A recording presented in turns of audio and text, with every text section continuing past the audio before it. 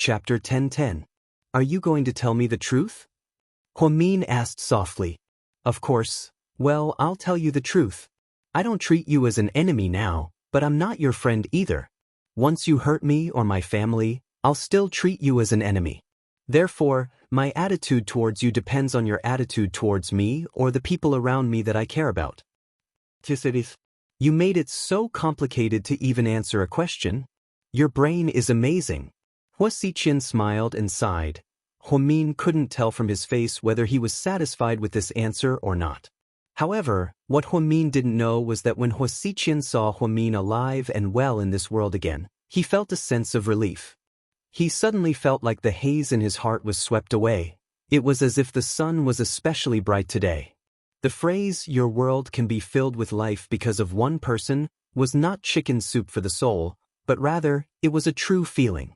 Huaxiqian always thought that Huamin was the most outstanding person in his past, present, and even future. She was so beautiful and eye-catching. If he lost her, then his life would be dull and boring. Just like Su Yu, he had everything he wanted. He endured humiliation and tried to please Jiang Hong. Along the way, he usurped the throne and tripped over Xinjiani. He kicked out Hua Yanyan and Huasi and made Hua Zhenghai a mere figurehead. None of this gave him a sense of accomplishment.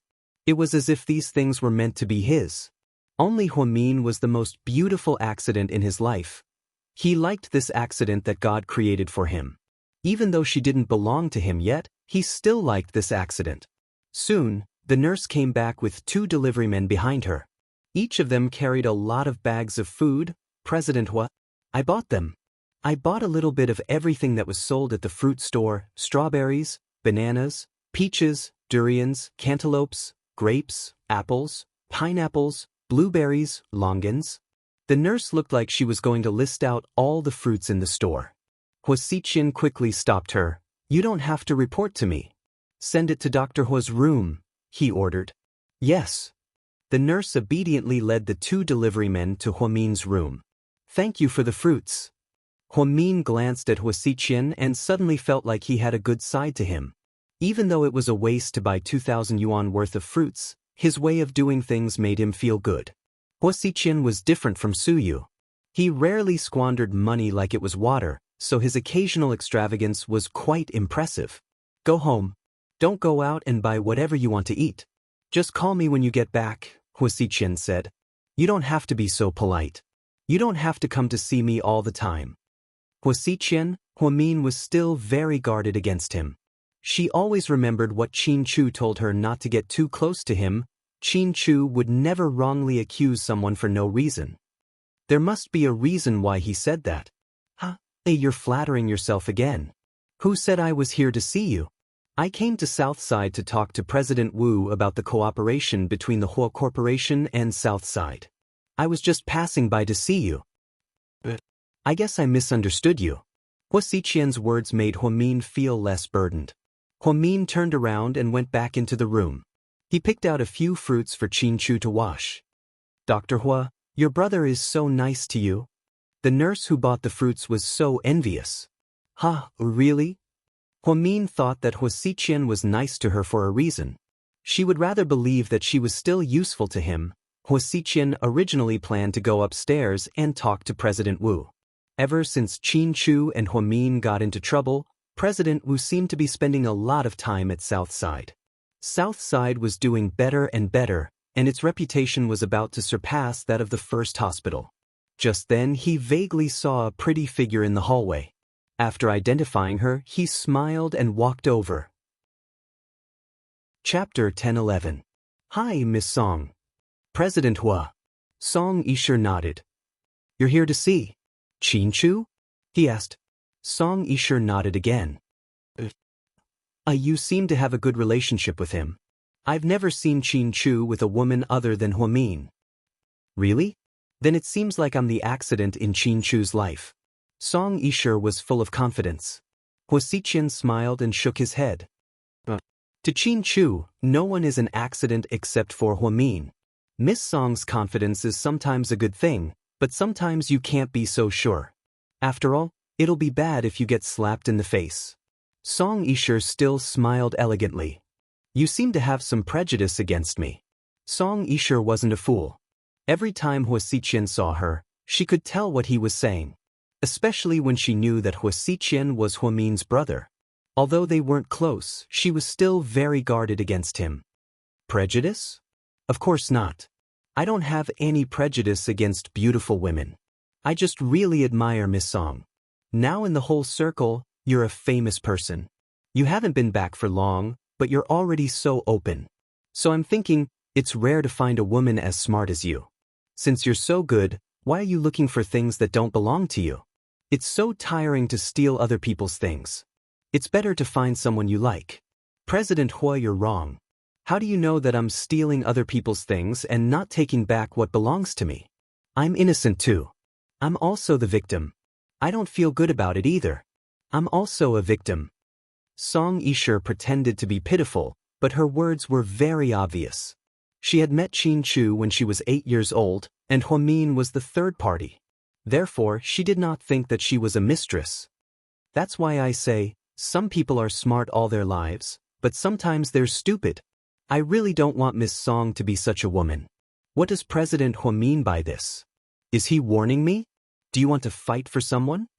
Song Yisher smiled meaningfully. No, I just think that since you're so beautiful, why don't you give me a chance? Maybe we're the best match.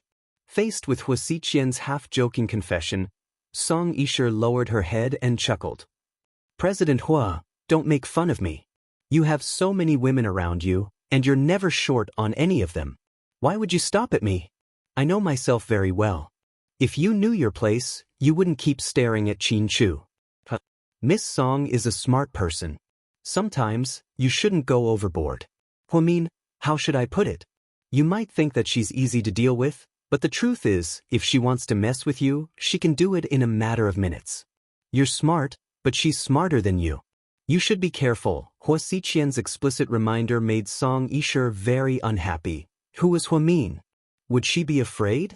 What a joke. She was the mayor's precious daughter and the darling of the upper class. So many rich men would love nothing more than to date her. Hua Min was a woman with no looks, no education, and no background. How could she compare to her? So, you're warning me and threatening me on behalf of Hua Min? So, is everyone in the Hua family so self-righteous, arrogant, and annoying? Do you think I'm afraid? Do you think I'm that easy to deal with? Song Yisher sneered as she looked at Hua Xiqian. This was the first time she revealed her true self in front of an outsider. She suddenly didn't want to pretend in front of him anymore. She realized that he was just as fake as she was. They were both masked people, so, Miss Song, is this the first time you've taken off your sweet and lovable mask? Hua Xiqian raised his right index finger to his lips and chuckled. He really pushed Song Yisher too far and forced her to reveal her true self. Chapter 10-12. President Hua, you're overthinking things. Life isn't a melodramatic drama. I don't even know what you're talking about. I, Song Yisher, have always been a real person. You think I'm not passionate enough about you, but that's because I don't know you well. So, don't judge me because of this. I won't accept your comments. Hua Xiqian's words made Song Yisher very unhappy, but she wasn't going to fall out with him here. There were too many people here, and someone like Hua Xiqian was here, so Song Yisher didn't think it was necessary to continue arguing with him. Her opponent was Hua Min, not Hua Xiqian. Okay, if you want to keep wearing it, then okay. I'm really curious to see how long you can wear it. It'd be best if you don't take it off for the rest of your life. That would be perfect. After speaking, Hua Min stretched lazily and walked away. Song Yisher looked at Hua Xiqian's back with an unpleasant expression. She suddenly felt that this man wasn't simple. He wasn't the happy-go-lucky person he appeared to be. Moreover, Hua Xiqian, an adopted son, was able to survive among the wolves, tigers, and leopards of the Hua Corporation and reach the top. Was that something a simple person could do? Song Yisher didn't know what the relationship between Hua Xiqian and Hua Min was. She didn't know if Hua Xiqian really wanted to help Hua Min, or if he was just doing this. Therefore, she didn't dare to act rashly. However, she was sure that she didn't take Hua Xiqian's warning to heart. Was Hua Min very powerful? Was he smart? Was he easy to deal with? She really wanted to challenge him. Her life had been so smooth, she really wanted to take a detour. She wanted to see how long Huamin could resist. She also wanted to see if she was charming enough to make Qin Chu fall in love with her. That was the best proof of his charm. In fact, Song Yishe was a very narcissistic person. She had always thought that she was the most perfect woman. She was beautiful, had a good temperament, came from a good family, and had no dark history. No one could even find a black mark on her, so she immediately became one of the best in the domestic socialite circle. That night, Song Yishe posted a picture of Jesus and a cross. She said, "Thank you, Lord, for passing through this trial. I hope that everything will be fine in the future." Netizens' comments instantly flooded Song Yishe's Weibo. "Goddess, I support you." "Song Goddess, you can do it. I've always liked you." "Goddess, what wish has been fulfilled? Can you share it with us?" "Wow, Goddess, you also believe in Jesus?" "Sure enough, all cultured women are Christian believers. May the Lord bless you in everything. When can you post a selfie for us? Give us some benefits. We're going to beat that scumbag Huamin in an instant." The goddess is so beautiful, but she rarely posts selfies. It only means that she's beautiful, but her heart is even more beautiful. She's low-key and reliable. Song Yishe leaned against the headboard with her phone in her hand.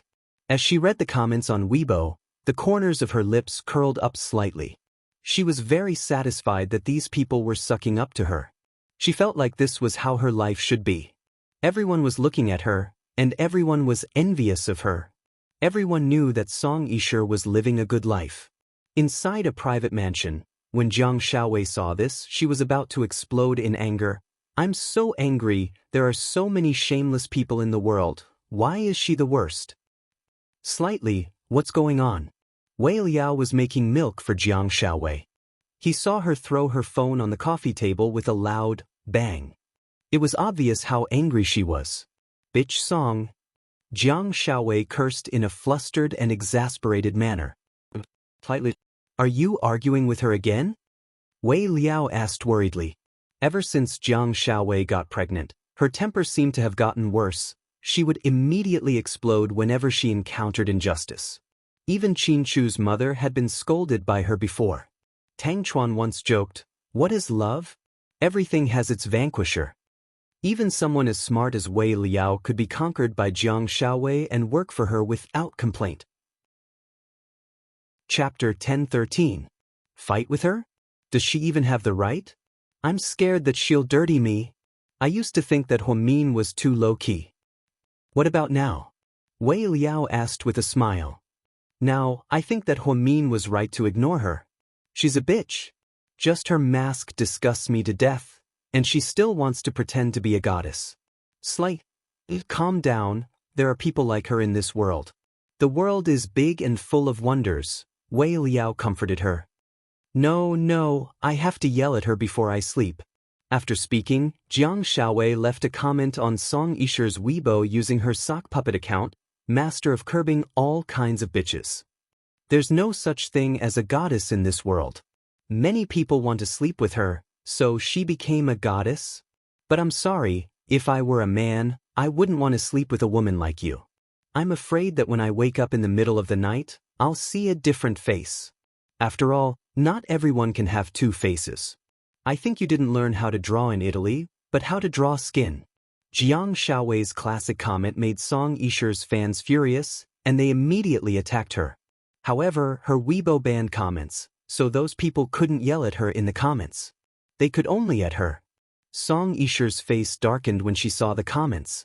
This wasn't the first time that master of curbing all kinds of bitches had yelled at her. If it was the first time, she might have believed that this person was an anti-fan, but now, she felt like this person could be Huamin or Huamin's friend. So, Song Yishe directly sent a private message to Jiang Xiaowei's Weibo. Is it Huamin? You sure know how to flatter yourself. Do you think Huamin would pay attention to you? Jiang Xiaowei replied. Zhu Lingling? It seemed that she had also learned about Huamin's circle of friends. Looks like you know quite a lot of people.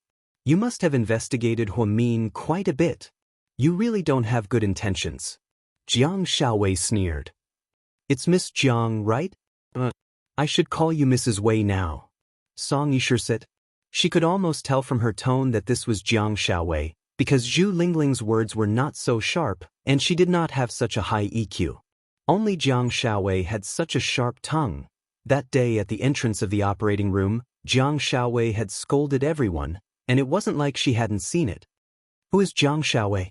Are you familiar with him? Jiang Xiaowei refused to admit it and directly retorted Song Yisher. Mrs. Wei, do we have a grudge? This doesn't seem to be the first time you've targeted me. Is there any meaning in opening a SMUF account to hack me? Do you have that much free time? I heard that you're getting married with a child, right? Since you're pregnant, you shouldn't go around slandering others. You should also accumulate good karma for the child in your stomach, okay? Song Yisher's words were sharp. She had never liked Jiang Xiaowei, perhaps because she was helping Huamin too much. Thanks to you, my child will definitely be fine. Why don't you worry about whether you'll be able to get married? If you ask me, once a woman gets older, she should walk the right path and find a good husband. Don't shamelessly stare at someone else's husband all day long. Don't you know that mistresses are the most disgusting creatures in the world? Jiang Xiaowei directly scolded her. Ha! I'm curious, what does what I do have to do with you? If I was staring at your husband, I could understand why you would say that. There's a saying, dogs shouldn't catch mice. That's meddling in other people's business. Plus, it's not good for you, right? Huamin won't be grateful to you, right? Why do you have to go against me? Song Yisher sneered as she typed. Song Yisher's words made it clear, I'm not seducing your husband, so why are you being so smug? Chapter 10:14. Jiang Xiaowei was furious when she heard this. She immediately yelled back, if you were eyeing my husband right now, do you think you'd still be able to show off here in one piece? Do you think I'd give you face? Huamin may not want to talk to you, but that doesn't mean he's afraid of you. I really have to hand it to you for being so thick-skinned as to get involved with him. Actually, calling you a mistress is already a compliment to you, because only a woman who's been acknowledged by a man can be called a mistress. To Qin Chu, you're probably just a passerby. So sometimes I feel sorry for you. You're the legendary type of person who asks someone to sleep with her, but the other party refuses. It's a pity for your face. TSK is it. All these years, very few people could win against Jiang Xiaowei when it came to insults. She was practically invincible. Moreover, she was especially good at reading people's minds. She would directly say things that would break people's minds. Wei Liao once said that one day, he should let Jiang Xiaowei and Huamin have a verbal duel. Perhaps the only person in the world who could suppress Jiang Xiaowei was Huamin. As expected, Song Yisher was angered by Jiang Xiaowei's words. She angrily blacklisted her. Then she stopped private messaging her. Jiang Xiaowei was proud of herself. After a round of battle, she made Song Yisher run away at the last minute. She ran away so easily? I have more tricks that will make you feel even worse. Aren't you just a scheming bitch? I'm even more ruthless than you. Jiang Xiaowei immediately logged onto her main Weibo account. It was a verified account with a verified ID. Her verified username was Slightly Smiling, and her profile was Jiang Xiaowei, a well-known psychologist in the country and a special commissioner of the Public Security Bureau. Jiang Xiaowei also had hundreds of thousands of followers, and she would occasionally update her Weibo. She wrote a paragraph on her Weibo, I'm so happy today to be good friends with Song Goddess. She's a really nice person, just like her. Then she at Song Yisher. Many fans began to comment below, and it was extremely lively. Song Yisher's phone exploded as well. Fans who didn't know what was going on left comments under Song Yisher's account. Sure, you know Xiaowei? Wow, that's great. Goddesses are indeed best friends. Song Goddess, you even know Dr. Jiang? I'm so envious. You're both top students. I love both of you. Song Yisher had just been scolded by Jiang Xiaowei, so she was still angry. She was still angry when she was called out by Jiang Xiaowei's main account. She was about to explode with anger. Being the same on the outside and on the inside, this sentence was really high class. Others might not know, but how could she not know? But due to the influence of her fans, if she didn't respond, it would cause suspicion or be seen as arrogant. Therefore, she had to bite the bullet and reply to Jiang Xiaowei. It's nice to meet you. Rest early, ma. Song Yishe clearly hated Jiang Xiaowei to death, but she still sent a moi. This was really difficult for her. After Jiang Xiaowei saw the reply, she hugged her phone and laughed hysterically. Slightly, you won the argument again? Wei Liao silently looked at his wife. Argument? How could that be? Am I such a vulgar person? To deal with a bitch, you have to use an even more despicable method. I think bitch Song will lose sleep tonight. After speaking, Jiang Xiaowei replied to Song Yishe again. She even sent a picture of a luxury watch to Song Yishe. Sure, is this watch nice? Do you like it? I'm planning to buy it for you. A watch for you equals bitch Song. Jiang Xiaowei was like the first black person in the world. She didn't even use a dirty word when she scolded people. After Song Yishe saw this, her face turned green. She instantly understood. However, the fans didn't understand and left silly comments below. This watch is very expensive. The two goddesses are so close. Seriously, why didn't anyone give me such a nice watch? I'm so jealous. Song goddess, take it, it's a waste not to take it. You have to accept Dr. Zhang's gift. Song Yishe was so angry that she drank half a bottle of mineral water to calm herself down. Then, she suppressed her anger and replied, Thank you, my dear. You don't have to be so polite. I don't want the watch, I already have one. It's good to have one, too many will only add to my troubles. One of the fans unintentionally asked, Isn't it unlucky to give someone a watch? Watches and clocks are the same type. Doesn't that mean that someone is going to die? After hearing this, Song Yishe became even angrier. She directly threw her phone onto the ground. With a loud bang, not only did that woman, Jiang Xiaowei, privately message her on her sub-account, but she also publicly scolded her on her main account. Moreover, she couldn't even turn on her. How frustrating was that? Oh, my baby, what happened? Lady Song was scared out of her wits when she saw her daughter throw her phone on the ground. Chapter 10:15. I don't feel good, Song Yishe pouted and began to complain. What's wrong? Who messed with my baby girl? Lady Song only had one daughter, so she loved her dearly. Mayor Song also treated her like the apple of his eye and was always proud of her. Mom, let me ask you, if I want to be with Qin Chu, will you support me?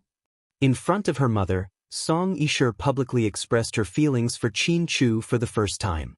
She didn't seem to want to wait any longer. I knew you were still thinking about Qin Chu, but he's already married. Lady Song also thought that Qin Chu was a good match for her daughter, but the bad thing was that he was already married to his first wife. Mom, what era are we in now? Why would they get divorced after marriage? It's not like they're going to be married forever. Song Yishe retorted.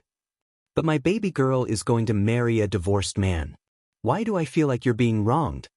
In Lady Song's eyes, no woman in the world was as good as her daughter. She even labeled Qin Chu as a divorced man. I wouldn't mind even if Qin Chu marries a third or fourth time, let alone a second time. Seriously, if you really like Qin Chu, why didn't you do it earlier? They're both studying in the West. You should have told me earlier. Why did you let an outsider come between you? I'm so worried for you. Lady Song didn't understand. What had her daughter been doing all these years? Now that Qin Chu was married, she suddenly remembered that she liked him. Song Yishe sighed slightly and then slowly said, Mom, actually, I went to look for him back then, but I didn't dare to see him. You don't know how cold and scary he was. My friends in the States all said that Qin Chu was a cold-blooded monster. He didn't talk to any of his classmates in the States and was always alone. What about now? It's fine now?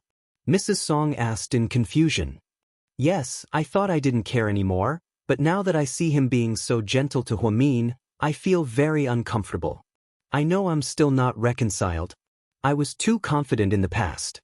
I thought I was the only one who was worthy of Qin Chu, so I ignored the absurd fact that he actually fell in love with another girl in high school. I regret it now. I want to get him back. Song Yishe walked over and leaned on Lady Song's shoulder like a spoiled child. Your father is the mayor. If you do anything, it will cause bad public opinion. Lady Song had her reservations. Don't worry, I won't do it in public. I'll secretly take Huamin away. As long as Huamin is gone, Qin Chu will be mine. I'm confident that he still has feelings for me. After all, we lived together for more than a year when we were kids. Song Yisher still thought that she was infallible. She always thought that when they were 8 years old, they were childhood sweethearts. The truth was, Qin Chu didn't even remember what Song Yisher was like back then. He had completely forgotten everything that happened before he was 8. What he really cared about were the 3 years in high school. Those 3 years were filled with sadness and joy, tears and laughter. Do you have to be like this? Sure, with your qualities, we can find anyone you want. Lady Song tried her best to persuade her. No, I want Qin Chu. I must make this wish come true. Song Yisher was determined. The truth was, what she felt for Qin Chu was no longer love. It was a kind of arrogant jealousy. Before, she didn't think that Qin Chu was important. When she was in the States, she didn't even dare to get close to Qin Chu when he was so cold. Now that she saw the best person by Huamin's side, Qin Chu, she wanted to steal him away. It was like when you were a piece of flawed jade. Although I was tempted, I didn't want you. Now that you've been polished into a top-notch piece of jade, I want you. At the end of the day, she wanted to steal the happiness that belonged to Huamin. She didn't love Qin Chu deeply. On the top floor of Seductive Fox, GK Film and Television's progress slowed down because of Qin Chu's injury. On top of that, Ni Yang was recuperating, and Mo Shui was out filming. Therefore, they were overshadowed by Imperial Star. Recently, Imperial Star had been shining brightly. Su Yu had spent 300 million yuan and signed 8 more artists. They were in the limelight and held a celebration party for the company's executives at a nightclub. Everyone was having a great time. Su Yu, on the other hand, was very calm. No one could tell if he was happy or angry the entire night. No one dared to get close to him. Only his good friend, Tang Chuan, dared to sit next to him and tease him. Lord Su, why aren't you playing? Are you not in the mood? Tang Chuan asked. Su Yu held onto his wineglass. No one knew what he was thinking, but he didn't say anything. News came from South Side. Qin Chu woke up. Did you hear about that? Tang Chuan asked. Chapter 10:16. Isn't that a good thing? Su Yu wasn't surprised, and his tone was indifferent. It's not a good thing for you, right? As long as it's a good thing for Huamin, Su Yu replied calmly. Lord Zu, be honest this time, did you ever think that Qin Chu would never wake up? Tang Chuan was actually very curious about Su Yu's current state of mind. After this experience, Su Yu seemed to have matured. His temper was becoming more and more restrained, and his fiery temper was almost gone. This was magical, and it was all thanks to Huamin. Her appearance completely changed Su Yu. Are you going to be honest? Su Yu licked his lips and asked. Of course, we've been buddies for so many years. Just tell me the truth today, and I won't tell anyone anyway. Tang Chuan patted his chest and promised. Then he looked at Su Yu with a gossipy expression, waiting for his answer. Su Yu sighed softly, and then slowly placed the red wine glass on the black coffee table in front of him. Never. I even hoped that Qin Chu would wake up, because if he doesn't, Huamin won't wake up either. This was what Su Yu cared about the most. Tang Chuan wasn't present at the incident at the hospital that day, so he didn't know the details. If he knew, he wouldn't have asked Su Yu this question. Because if something happened to Qin Chu, Huamin would be done for, so how could Su Yu hope that Qin Chu wouldn't wake up for the rest of his life? He even tried his best to contact the military doctors. He looked for hospitals, specialists, and everything else. After being busy for many days, he finally succeeded. Qin Chu woke up, and so did Huamin. However, he quietly left. He didn't go to the hospital anymore. He didn't even know what identity he should use to go there. Plus, it was good enough to know that Huamin was fine. If he went there too often, he was afraid that rumors would start again. He didn't care, as there were so many rumors about him these past few years. However, he couldn't ignore Huamin. Her reputation at Southside and in society, he couldn't ignore it. He didn't want to hurt Huamin. He only wanted to see her smile, even if it wasn't for him. You're so great. Young Master Su, please accept my kneel. Tang Chuan pretended to kneel. Su Yu smiled. He knew that he wanted to be funny. Old Wei is so obsessed with the opposite sex. Dr. Jiang is too scary. We rarely hang out with him. Speaking of which, I'm looking forward to their wedding on New Year's Day.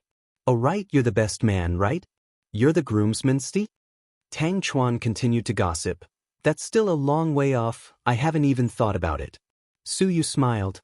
Just then, Jian Tong walked over, wearing a long black dress with a deep V and a white mink cloak.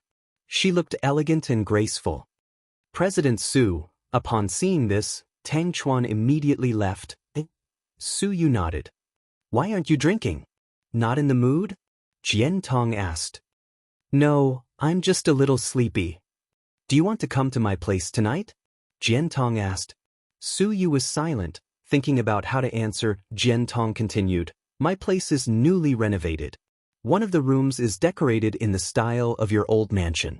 If you don't want to go back to the old mansion, you can come to my place. You can sleep upstairs and I'll sleep downstairs. Or, if you're afraid of being photographed by the media, you can sleep in that room and I'll go to my other apartment. Jian Tong was smart. She didn't make it too obvious. It was just a subtle invitation to Su Yu. Su Yu glanced at her and replied nonchalantly, It's okay, I've been enjoying going back to the old mansion, I'm used to it. Oh. Jian Tong looked slightly disappointed. Su Yu had been abstinent for a long time, and he didn't touch any women. This made Imperial Star want to be with him. Jian Tong was so outstanding, but Su Yu never touched her. Everyone began to suspect President Su's sexual orientation. Su Yu didn't care about the rumors. After leaving Seductive Fox at 2 in the morning, he sped all the way home. He wanted to go home, but somehow, he ended up at South Side. He raised his head and looked at the VIP room on the top floor. He suddenly wanted to go up and see her. Young Master Su, you're here to see Dr. Hua again? Huamin's assistant already knew that Su Yu and Huamin were friends, so he didn't think much of it and greeted him with a smile. Is she asleep? Su Yu asked softly. Chapter 1017. No, Dr. Hua is in her husband's room, the nurse replied with a smile. Okay, I got it. Su Yu nodded and didn't say anything else. Huamin cut the freshly washed fruit into small, delicate pieces and placed them on a fruit platter with toothpicks. Then, she carefully brought the platter to Qin Chu. She used a toothpick to pick up a piece of honeydew melon and brought it to his mouth. Qin Chu cooperatively opened his mouth and took a small bite. Honey, does it taste good? Huamin asked with a smile. Don't you already know if your husband tastes good or not? Qin Chu chuckled. Can't we just have a nice conversation? Huamin was speechless. Her husband was the best of the best. How could he think so dirty when eating fruit? After a few bites, Qin Chu began to feel tired. Huamin put down his pillow and helped him lie down. Just then, a nurse came in with an drip. Dr. Hua, Mr. Qin needs to change his dressing. Director Su said that he needs to get an anti-inflammatory shot in a few days. Okay, leave it to me. The nurse nodded, put down the drip, and walked out. Huamin picked up the medicine on the tray and looked at it. After making sure that there were no problems, she quickly attached the drip to the hook on the tray. Then she pulled Qin Chu's hand over. It's going to hurt a little, bear with it. Then, Huamin lowered her head and inserted the drip into Qin Chu's body. She was very careful and succeeded on the first try. She used very little force. Qin Chu felt as if he had been bitten by a mosquito. Then, everything was done. Okay, it's done. Huamin took a deep breath. Thank you, honey. Qin Chu smiled gently. Then you should sleep for a while. I'll discuss your treatment plan with Director Su and see how long it will take for you to be discharged. Okay, come back soon. Qin Chu reluctantly watched Huamin leave the ward. Huamin then walked out of the ward. She did not notice a familiar figure standing in the corner of the corridor. Su Yu looked at her from afar. He didn't even have the time to talk to her, or perhaps he didn't want to disturb her. After taking a quick glance at her, Su Yu felt much better. Then he turned around and left South Side, driving home. By the time Huamin returned from his discussion with Director Su, it was already more than an hour later. When the assistant nurse saw Huamin, she smiled and greeted him. Dr. Hua, has young Master Su left? Su Yu was here. Huamin was slightly startled. You didn't know? The assistant nurse was also surprised. When did he come? Huamin asked. About an hour ago. Young Master Su paced back and forth in front of your ward. I thought he went to look for you. I even told him that you were in your wife's ward. Didn't he go? Oh, I see. Huamin fell silent after speaking. More than an hour ago, she was feeding Qin Chu fruit in the ward. She didn't even notice if there was anyone at the door. Maybe Su Yu saw her but didn't say anything to her? Speaking of which, Su Yu was a lot more introverted now. He was different from his previous flamboyant personality. If it was before, he would definitely have swaggered in, regardless of what you were doing. Su Yu did go to the door of the ward, but he didn't go in. He stood outside and looked in through the glass. Huamin leaned over the bed and fed Qin Chu. Their eyes were filled with love. He felt sad watching them, so in the end, he didn't go in. When he turned around to leave, Su Yu walked to the corner of the corridor. He stared greedily at Huamin for a long time until her figure disappeared at the end of the corridor. When he returned to the Su family, his mother was still awake. Lady Su was watching a midnight show. When she saw her son, she immediately walked up and took his jacket. You're home so late. I thought you were sleeping in the condo. Because Su Yu's private mansion hadn't been renovated yet, he spent most of his time at the Su family's house and occasionally at the condo. The condo was right next to Imperial Star, so it was very convenient for him to work. No, Su Yu said, a little lonely.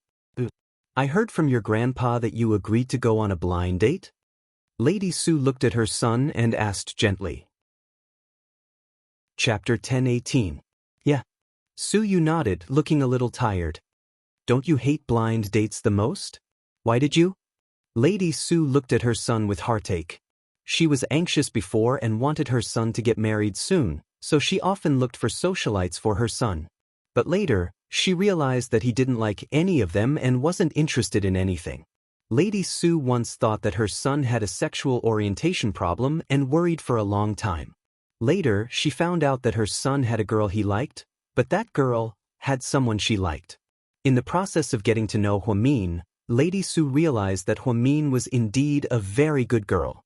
She liked her too, but Huamin's heart wasn't with Su Yu at all. There was a saying that you could never wake up a person who was pretending to be asleep, and you could never beat a person who didn't love you. Lady Su felt bad for her son and wanted him to forget. She didn't want to see him in pain, but she found that he fell deeper and deeper. Last time, his old comrade brought his granddaughter over.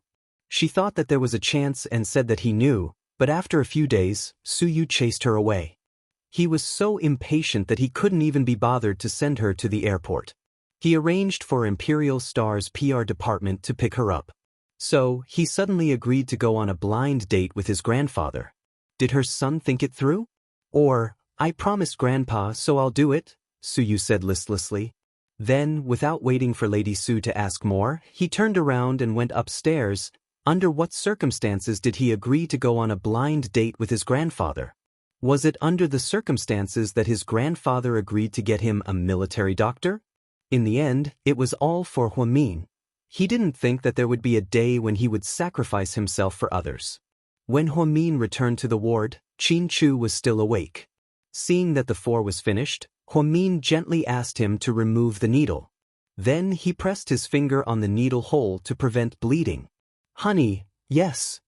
Don't be so silly in the future. Qin Chu looked at her with heartache. You mean? Huamin didn't know what he was referring to. Operate on me and live and die with me.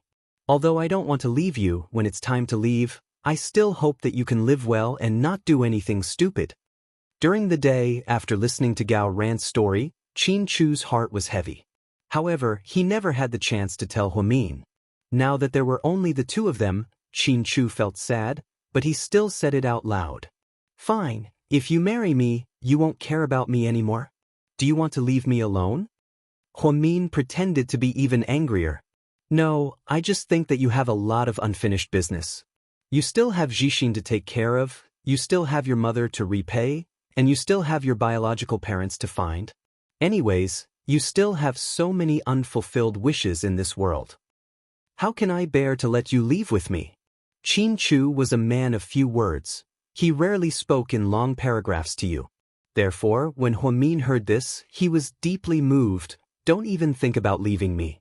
If you're not here, how can I care about so many things? I don't think they'll blame me. Honey, do you know what's the scariest thing in the world? What is it? Qin Chu didn't know the answer in Huamin's heart, so he didn't want to try to figure it out. The scariest thing isn't not being able to have it. It's losing it after having it. If we didn't reunite after 7 years, you would have lived your life in the States, and I would have lived an ordinary life in Sea City. It would have been fine if we never crossed paths again. But since God gave us a chance to reunite, I plan to be with you for the rest of my life. If I lose you after having you, I won't be able to live on, and I won't have the courage to face the life after losing you. So, this isn't a sacrifice. I think being with you, whether it's heaven or hell, is a form of release for me. It's also a form of rebirth. After Huamin said this, Qin Chu was deeply shaken. He didn't know how intelligent Huamian was, but he was more than touched that she could come up with such a conclusion. He was more than happy to hear that. He was comforted that Qin Chu didn't fall in love with the wrong person. Honey, come here. Qin Chu reached out his hand and looked at Huamin with an extremely gentle gaze. Chapter 10:19. Huamin didn't say anything as she quietly walked towards Qin Chu. He reached out his hand and tightly held onto her small white hand. Then he gave her the warmest hug. Feeling Qin Chu's warm body, Huamin felt a sense of security. She finally felt that she was truly by Qin Chu's side. I've made you worry for the past few days. From now on, I'll take care of myself and protect myself. I won't let you take any more risks. Qin Chu was a cold and aloof Prince Charming, but this was the first time he had said something so warm. Huamin started crying as she listened. Tears began to fall uncontrollably. Why are you crying again? I've only been asleep for a few days and you've already become a crybaby. Qin Chu laughed as he reached out his hand and gently wiped away her tears. All my strength is for others to see. As soon as I wake up, I don't have to pretend to be strong anymore.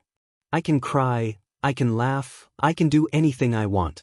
You're my biggest support. Okay, we're husband and wife.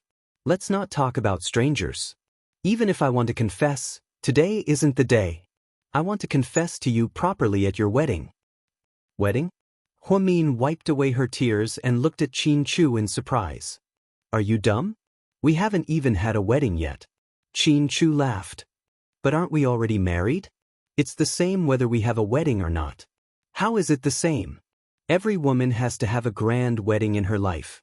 On that day, she'll be the most beautiful woman in the world and the star of the show.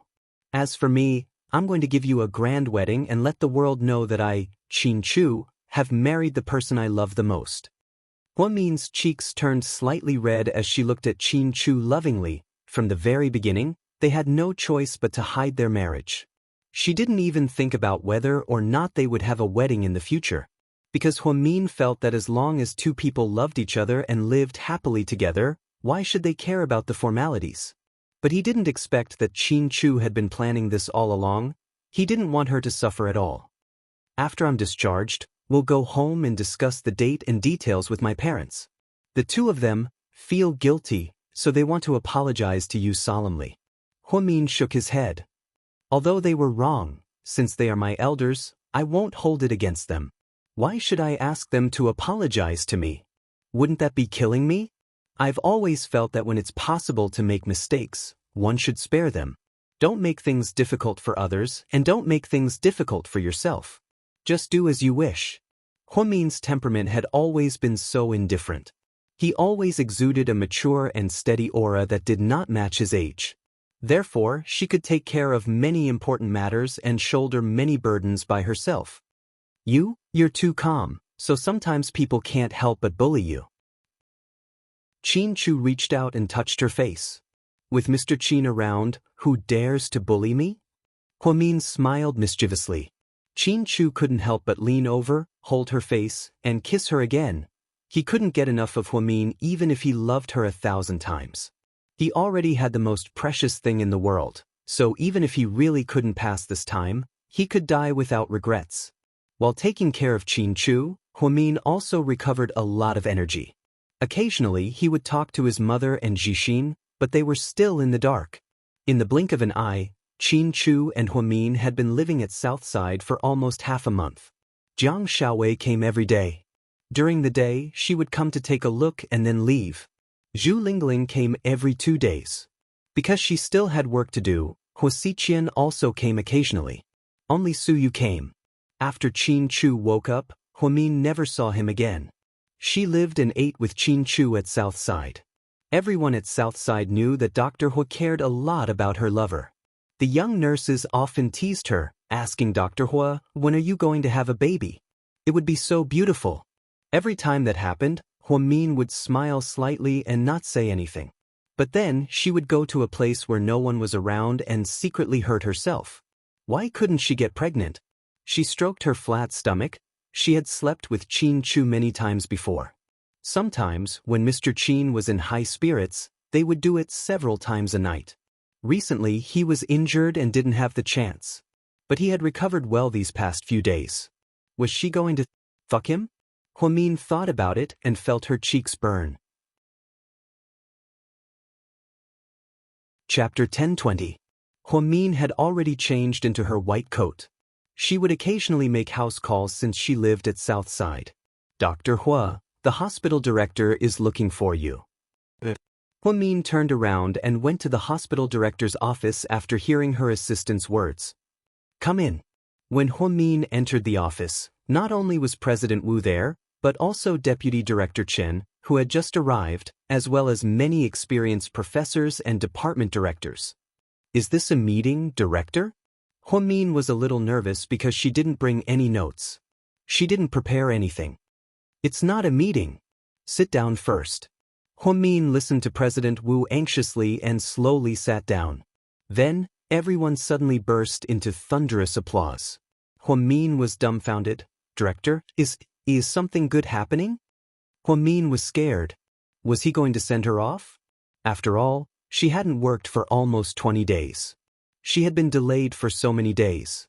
"Dr. Hua, through our selection, we unanimously recommend you to be the chief physician of the Department of Neurology." Well, Huamin couldn't stay calm anymore. It wasn't easy to be a chief physician. Most people either had high academic qualifications and medical skills, or had many years of clinical experience. They were all very old. Currently, in the entire province, there wasn't a single chief physician younger than 40 years old. However, Huamin was only 24 years old, and she looked very young. "Dr. Hua, congratulations on becoming a chief physician." Director Li looked at her with a smile. "Director Li, what about you?"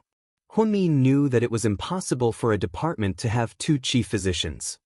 Director Jiang of the Department of Neurology at the first hospital just retired. "I'm going there." "You'll continue to stay at Southside." "But, President Wu, I can't do it. I'm too young. I can't take on this responsibility." Huamin was really panicking. Why did she feel that she wasn't qualified enough? Director Wu looked at her and said slowly, "Huamin, don't be afraid. We've been observing you for a long time. You're calm and steady, and you've managed the neurology department well. When Director Li wasn't around, you were able to deal with all kinds of problems. Most importantly, we've done one-on-one interviews with the patients you've treated. Out of the 50, 48 of them had nothing but praises for you. The remaining 2 aren't disapproving of you, but they're still recovering, so they haven't made any comments yet. As the youngest doctor in the neurology department, not only are your treatment plans brilliant, but you're also able to perform the most difficult surgery for your loved one. Even though the success rate was less than 30%, you still grit your teeth and persevered. You're very capable, and the hospital doesn't give people chances for no reason. You deserve our recognition." After that, everyone applauded again. The clapping made Huamian feel touched, which she hadn't felt in a long time. Every step of her hard work had been observed by the hospital. She started off as an intern nurse, then became a regular nurse, and then became a head nurse.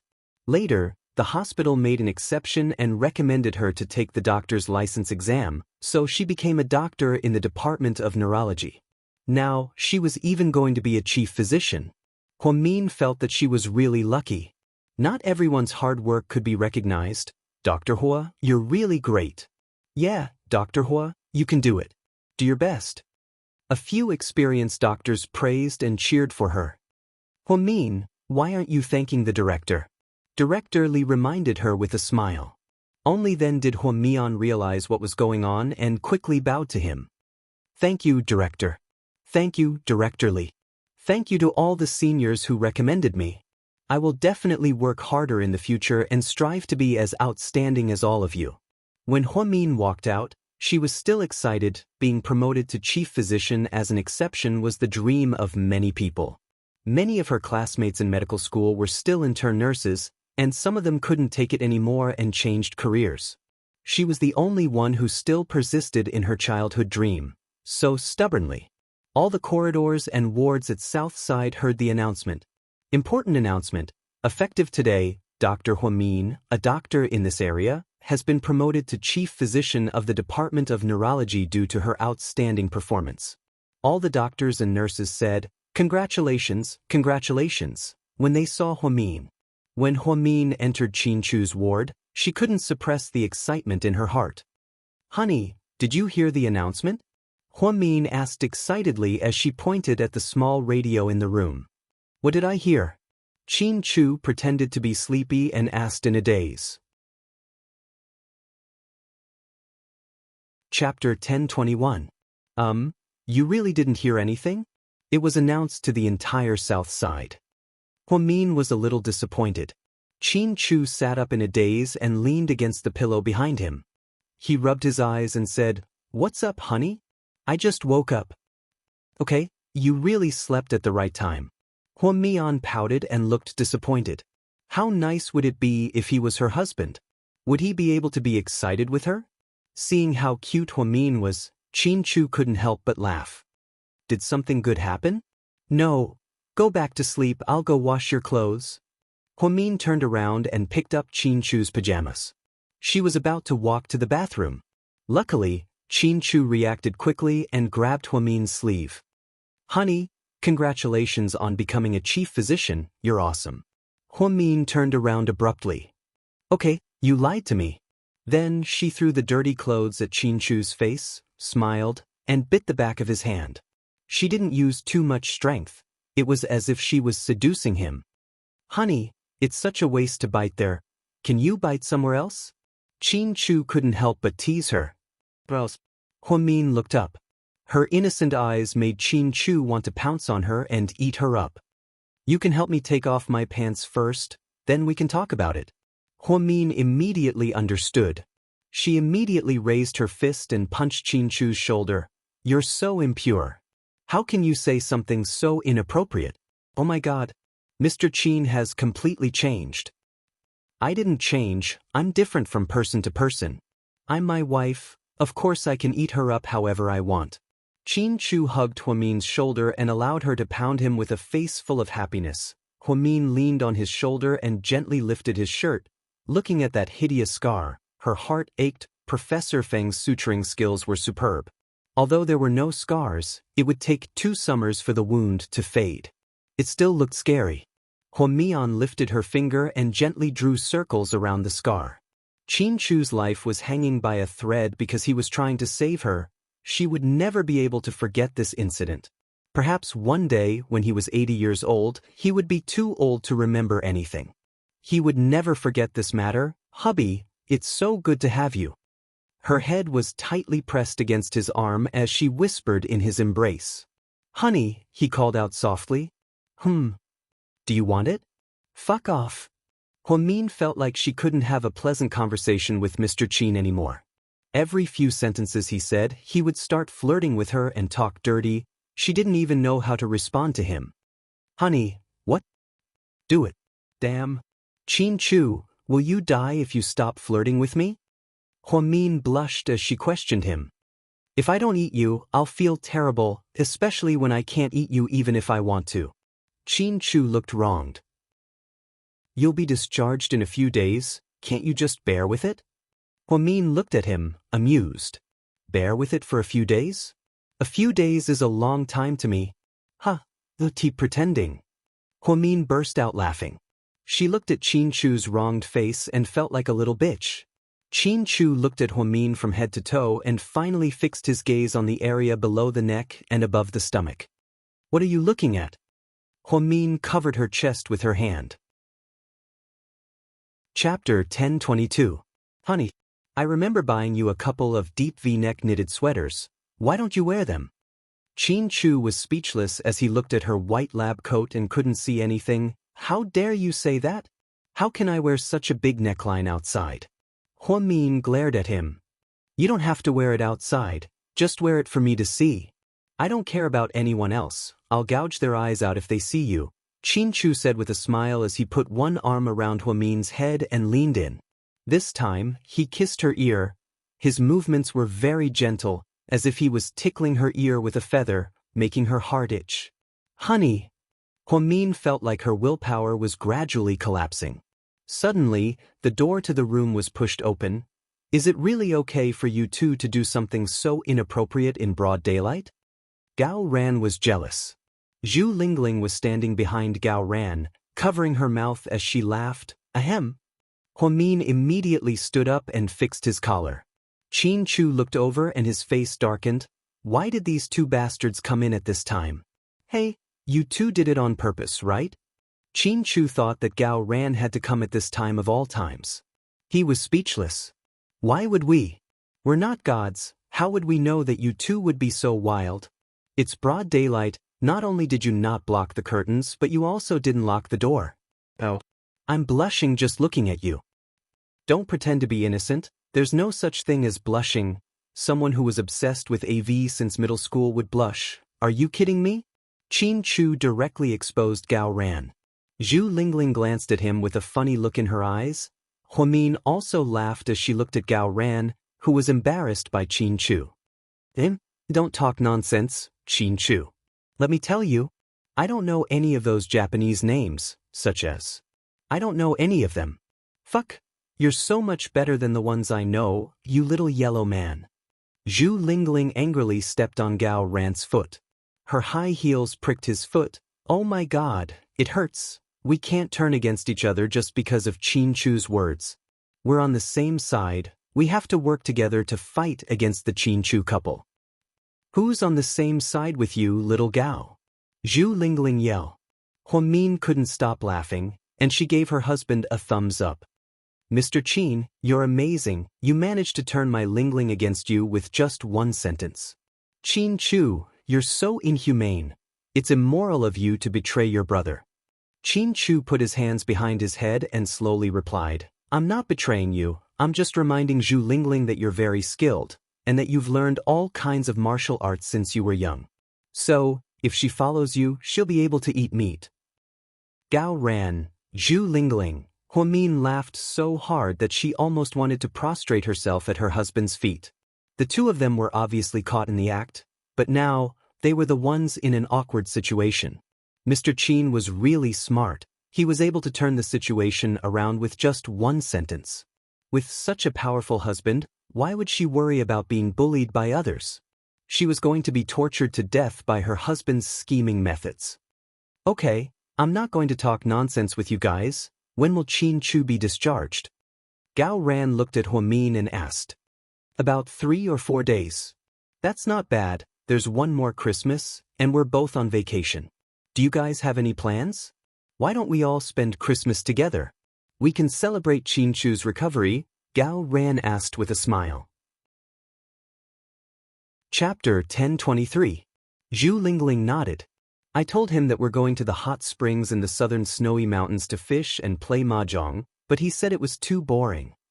The roads in the southern snowy mountains are bumpy, and Qin Chu just had a major surgery, so it's not good for him to travel. Huamin nodded. Then let's have a barbecue party at home or something. Gao Ran suggested. What do you think, honey? Qin Chu looked at Huamin lovingly. Sure, I think we can have a Christmas party and do some cosplay. What do you think? Huamin suggested with a smile. Hey, that's great, I like it. I liked that look when I watched Angelina Jolie's Sleeping Spell. I want to cosplay that look, it's perfect. So, why don't you just say that you want to cosplay as Snow White's stepmother? Huamin immediately insulted her. Oh, so you're Snow White's stepmother. You don't have to cosplay, you'll just be yourself. Gao Ran continued to insult Zhu Lingling. She was so angry that she pinched him. Ouch, be gentle, are you trying to murder your husband? Go away, whose husband are you? Are you shameless? Zhu Lingling immediately retorted.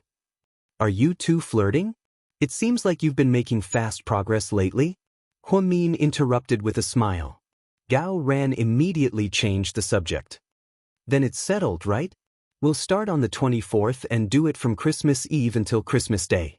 What do you think? Sure, you guys can come to my house. South Hill Manor is perfect for parties, it's perfect. Huamin warmly invited them. Zhu Lingling clapped her hands excitedly and said, That's great, I want to take more pictures and show off on my WeChat moments. That's a good idea. I'll help you show off and fly with you. Gao Ran patted Zhu Lingling's head lovingly.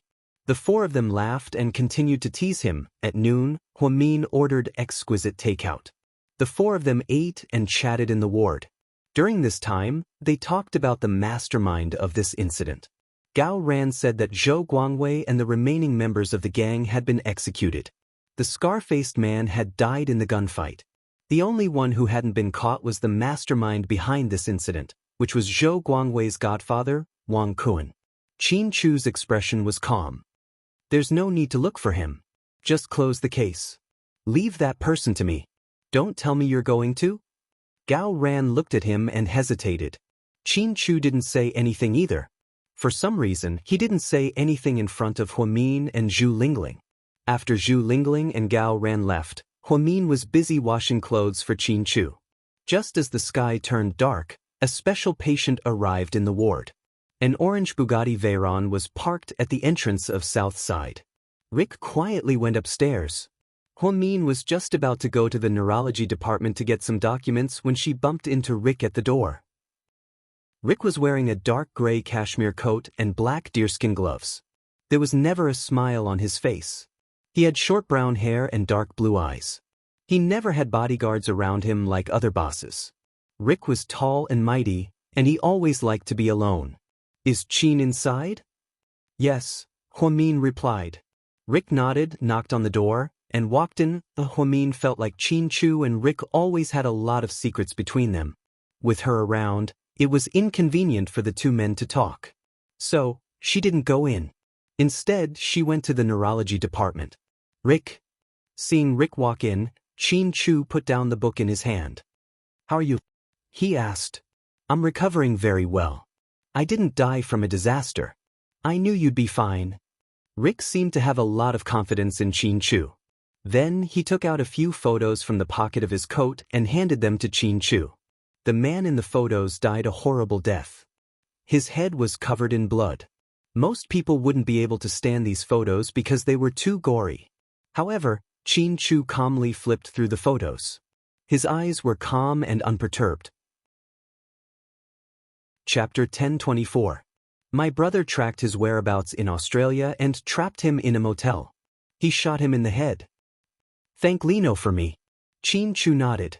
After confirming that the mastermind behind this incident, Wang Lin, was dead, Qin Chu felt much better. At least he and Huamin didn't suffer for nothing. Now they had their revenge. Gao Ran and the police couldn't easily cross borders to arrest people, so Qin Chu used other methods. His way of doing things was to return the favor tenfold if someone offended him. But I've already retracted my men from Dong Tao Town, as you said. Do you still want to investigate? Yes, but I'll put it aside for now. I'll investigate it myself once I've recovered. Qin Chu knew that Dong Tao Town was a complicated place. If he wanted to investigate Huamin's background, it wouldn't be enough to rely on his subordinates. They would be sending themselves to their deaths. He had to do it himself. Even though I didn't find much, there's something suspicious. The tracker I left in Dong Tao Town showed that the town's communication device has been in contact with foreign countries. I can't find the exact location, but the signal is definitely from overseas. So, you have to be careful. You know, once there's contact with foreign countries, things get complicated. Your enemy could be the mafia, the cult of the dead, or even terrorists. Basically, There are endless possibilities. If someone else had said this, Qin Chu would have thought that they were just trying to scare him.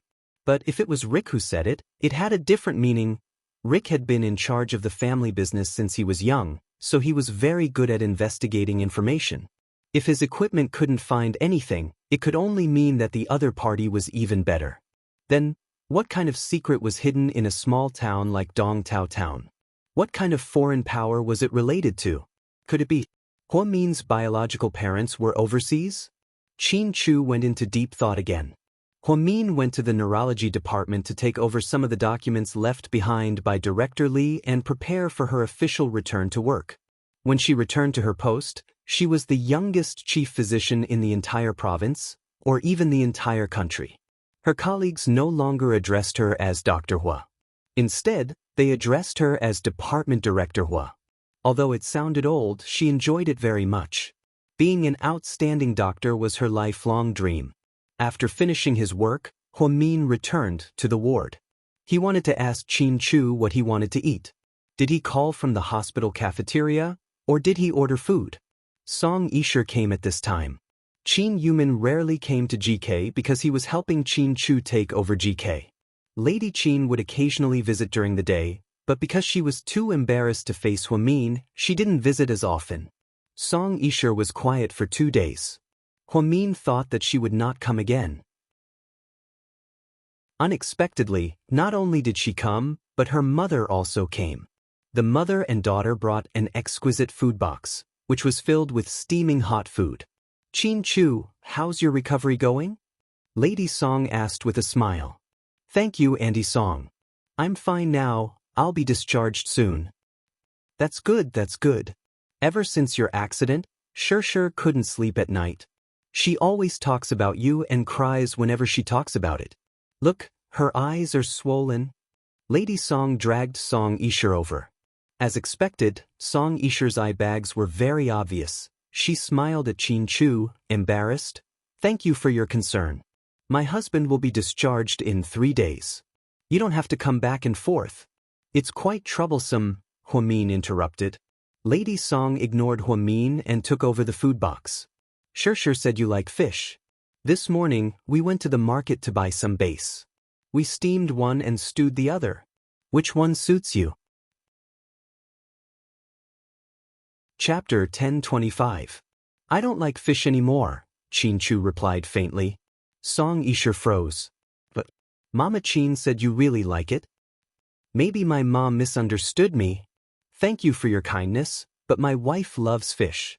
She likes all kinds of seafood. Mian, thank Auntie Song. Hua Min immediately understood what Qin Chu meant and smiled at Lady Song. Thank you, Auntie Song. If Qin Chu doesn't want to eat, then I'll eat. I won't let your efforts go to waste. Upon hearing Hua Min's words, Lady Song and Song Yisher's expressions turned ugly. However, they were too embarrassed to say that they didn't want Hua Min to eat. Thus, they handed the food box over. Hua Min opened it and sneered. The amount of rice and fish was clearly only enough for one person. It seemed like they didn't prepare a portion for her. Luckily, her husband was smart enough to ask her to get the fish. Qin Chu, you need to rest and get better soon, Song Yisher said gently as she looked at him. Thank you. Qin Chu looked down and didn't want to look at her face. Qin Chu, your Uncle Song said, on Christmas Eve, we'll treat you to dinner. You'll be discharged by then, so you should come with your parents. The 3 of you are perfect. I can prepare extra portions for the 3 of you. Lady Song's meaning was obvious. Only Qin Chu, Qin Yumin, and Lady Qin were allowed to go. She didn't want Hua Min to go. Obviously, she excluded Hua Min. Hua Min looked at her and found it funny. It seemed like this old lady was going to help her daughter steal Hua Min away. Even the mayor's wife wouldn't be so arrogant if she dared to say something like that in front of him. It's okay, Auntie Song. My wife and I invited a lot of our friends to a party at home for Christmas. Party? That's good too. Young people all like this. Sure, why don't you come too? Lady Song acted according to the situation and glanced at her daughter. Song Yisher looked at Qin Chu innocently and asked, Qin Chu, can I go? Qin Chu was in a bit of a dilemma. He didn't understand. Why did she still take the initiative to come when he had already made things so clear? Therefore, he looked at Huamin beside him. Huamian smiled. Sure. But our theme for that day is to cosplay as a villain. If you come, remember to cosplay as a villain. Otherwise, you won't fit the theme and won't be able to have fun with everyone. Okay, thank you, Huamin. Song Yisher smiled. As long as she could get involved, why would she care if the cosplay character was evil or not? Andy Song, I'm a bit tired. I'm going to sleep first. My wife can take care of you. With that, Qin Chu lay down and turned his head away from them. It was obvious that he was asking them to leave. Huamin looked at Lady Song politely. Do you want to eat an apple? Sure, peel one for me right now. Lady Song didn't like Huamin, so she decided to torture her. Unexpectedly, Huamin took out an apple from the bag and handed it to her. Apple skin is the most nutritious. Eat it directly. Also, don't wash the apple when you eat it. Although there are pesticides on it, there aren't many of them. If someone dares to eat an apple like this, they'll fight the poison and their immune system will increase. Do you want me to die if I don't eat it? Lady Song was so angry that her face turned green. Huamin, are you kidding? Song Yisher looked at her with a smile. Of course not, I'm a doctor. I know a lot about pathology. I won't blame you if you don't understand, Huamin said in all seriousness. Chapter 1026. Huamin smiled like a blooming flower. He thought to himself, you and your daughter can pretend to be innocent, but I can too. Nonsense, what kind of doctor are you talking about? It's bad enough that you didn't peel the apple, but you didn't wash it either. Humph, I'm not eating anymore. Let's go, Xianxia. Lady Song was furious. She dragged her daughter out of the room and didn't take the apple from Huamin's hand. After they left, Huamin sat down on the edge of the bed with a smile on his face. Honey, get up. She's already gone, stop pretending. Honey, why did you ask Song Yisher to come to a party? You could have just said no. Qin Chu completely rejected this hypocritical woman. He only felt disgusted by her. She wants to have fun, right? Then let her come. I promise she'll have the most unforgettable Christmas of her life. Huamin smiled. That night, even Jiang Xiaowei and Zhu Lingling wouldn't let Song Yisher off the hook so easily, would they? Honey, you've become more scheming. Qin Chu gently reached out his hand and pinched Huamin's chin. I'm just following my husband, okay? Huamin responded with a smile. When it came to scheming, no one was as scheming as Qin Chu. She was just a child's play, right? 3 days later, Qin Chu was discharged from the hospital. Huamin drove Qin Chu back to South Hill Manor early that morning. Uncle Li ordered the maids to make dozens of exquisite dishes. Huamin and Qin Chu could finally have a quiet meal at home. They thought they could spend the night at home, but at noon, Assistant Yang came to South Hill Manor. Sir. Yang was so excited to see Qin Chu that he almost cried. Why you here? Qin Chu was surprised to see him. You should go back now. The old chairman is too old-fashioned, and no one is used to him. Over the past few days, the company has been in turmoil, and a lot of executives want to resign, because everyone says that GK is done for. Little Yang was also under a lot of pressure. It's only been a few days. Didn't my dad handle it very well? The old chairman's style is different from yours. He's forced to stop a lot of projects. Plus, he's old and obviously can't keep up with the pace of things. During meetings, he's always distracted. Everyone's saying that GK has no future after you and a young lady left because of the conflict between you and the chairman. That's why 3 other senior executives resigned this afternoon. Even I can't hold them back anymore. It's that serious? Huamin was also slightly startled. Qin Chu had just eaten a few mouthfuls of food when he immediately put down his chopsticks. I'll go now. Honey, I'll stay with you. Huamin stopped eating and stood up with Qin Chu. The long-awaited Maybach appeared at GK's headquarters. Everyone immediately stopped making a fuss. President Qin, Mrs. Qin. Hello, President Qin, Mrs. Qin. On the way, the employees excitedly greeted them. They also began to talk about it in private. It seems like all the rumors before were fake. The president and chairman really didn't get along and he took Mrs. Qin to live abroad. Yeah, some people even said that a young lady was kidnapped and her fate is unknown. Look at her, she's perfectly fine. It's probably fake news released by our competitors. It's so infuriating. After Qin Chu returned to GK's headquarters, everyone was excited. We'll have a staff meeting in 10 minutes, Qin Chu ordered. Yes, sir. Little Yang jogged to each department to inform them. 10 minutes later, thousands of employees gathered in GK's largest auditorium. Qin Chu was wearing a black casual suit. He walked onto the stage with Huamin, who was wearing a white knit shirt and a long dress. They sat down at the front desk. Although they still looked a little haggard, Qin Chu and Huamin's appearance at GK's headquarters was enough to dispel all the rumors. The president wants to say a few words to everyone. Please be quiet, Assistant Yang shouted into the microphone. The entire auditorium fell silent. Qin Chu picked up the microphone and looked around. Huamin stood beside him. He opened a bottle of water and placed it next to Qin Chu's hand. He was extremely considerate. Everyone held their breaths, waiting for the president to come back and say something.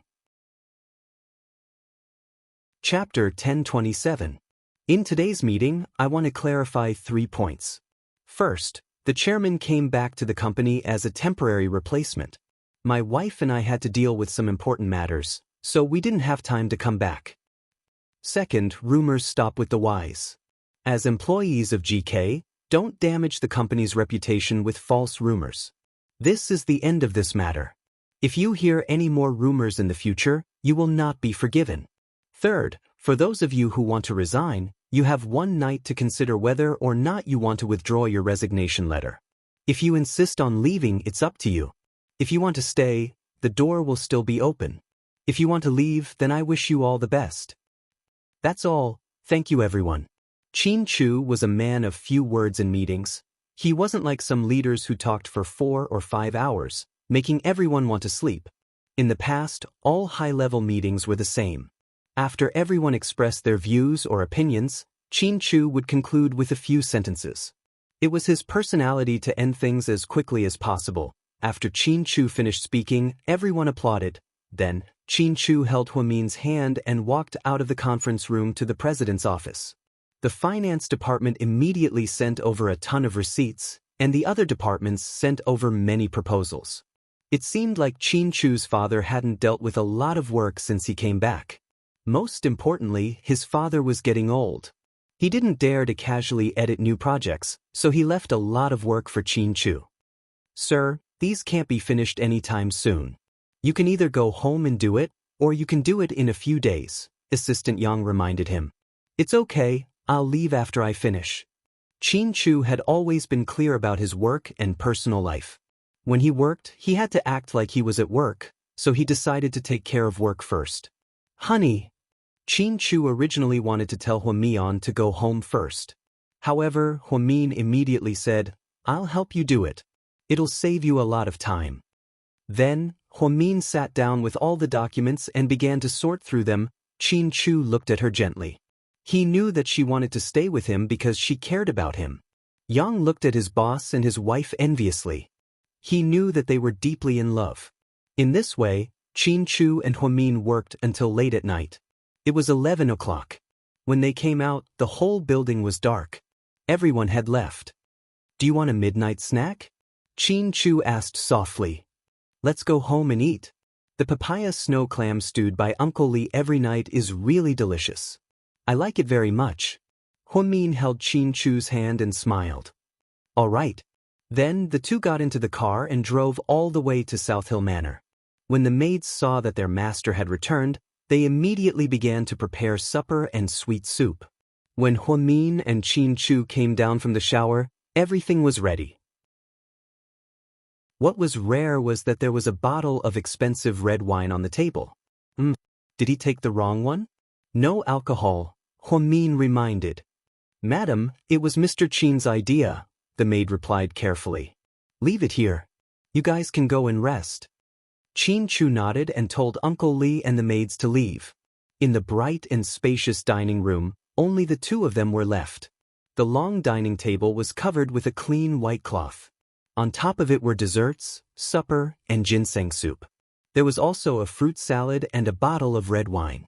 Honey, you asked for the red wine. Let's have a drink? Huamin asked uncertainly. Chu smiled but didn't say anything.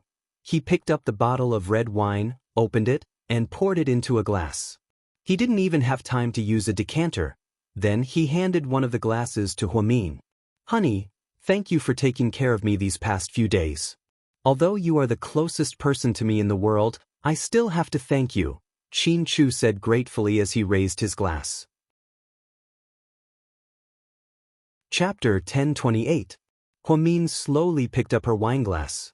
Mr. Qin, you're so jealous. I can't believe you're trying to make me feel better. Then, the two of them ate and drank.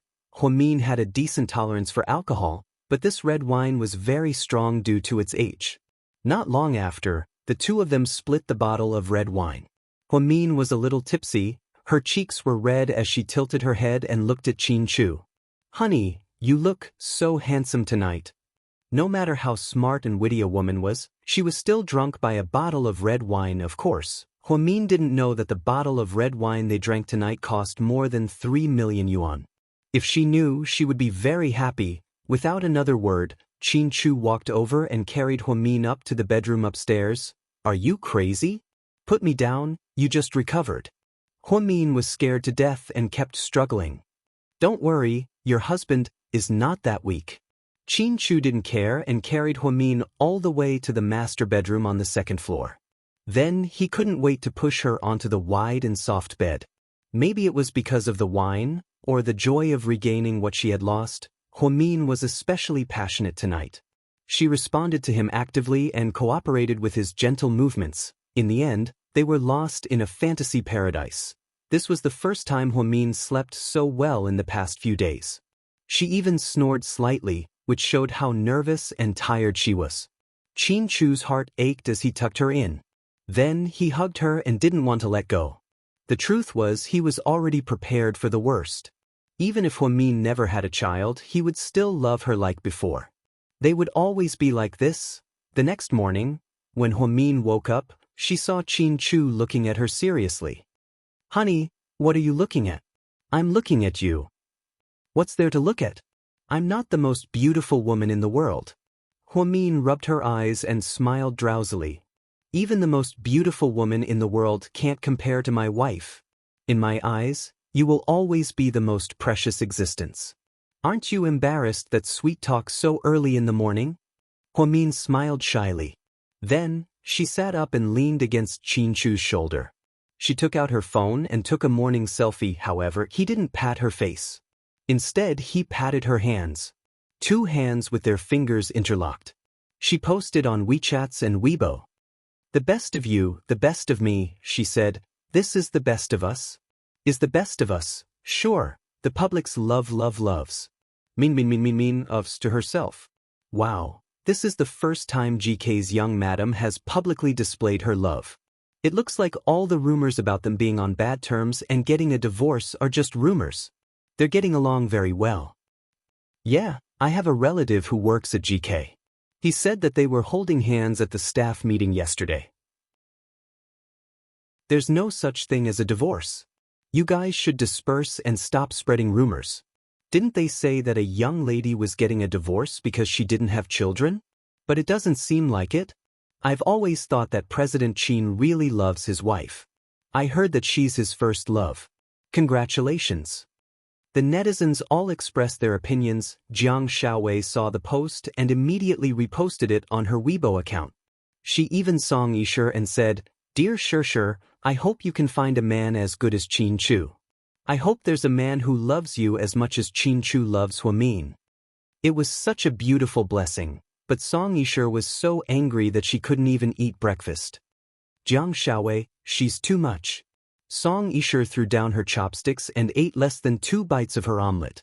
She was purposely trying to disgust her. Shir, why aren't you eating? Lady Song immediately asked when she saw that her daughter was unhappy. Mom, I don't have an appetite. I'm going to school. Then, Song Yisher grabbed her bag and walked out of the house. She got into her car and drove to school. On the way there, She called Lady Qin. Mama Qin, what do you want for lunch? I'll buy it for you. It's okay, sure. Qin Chu and his wife are coming home today, so we're having a family dinner. Lady Qin sounded quite happy. Song Yisher's face turned even uglier when she heard this. Chapter 1029. Family dinner? Mama Qin, don't you hate Huamin the most? Why you having a family dinner? Song Yisher probed. I didn't like her before, but this time, she did a lot for Chu. Now that I think about it, why would I do that? It's all for my son. Why would I be mad at a kid like her? Lady Qin's tone softened a lot. She didn't hate Huamin as much as before. Lady Qin was a hypocrite, but she wasn't stupid. She could tell that Huamin really liked Qin Chu this time. She was also unhappy that Lady Song dragged the woman away before the surgery was completed. Oh, I see, but I don't think Huamin will forgive you. She's a stubborn person, so Mama Qin, you should be careful of your conflict with her.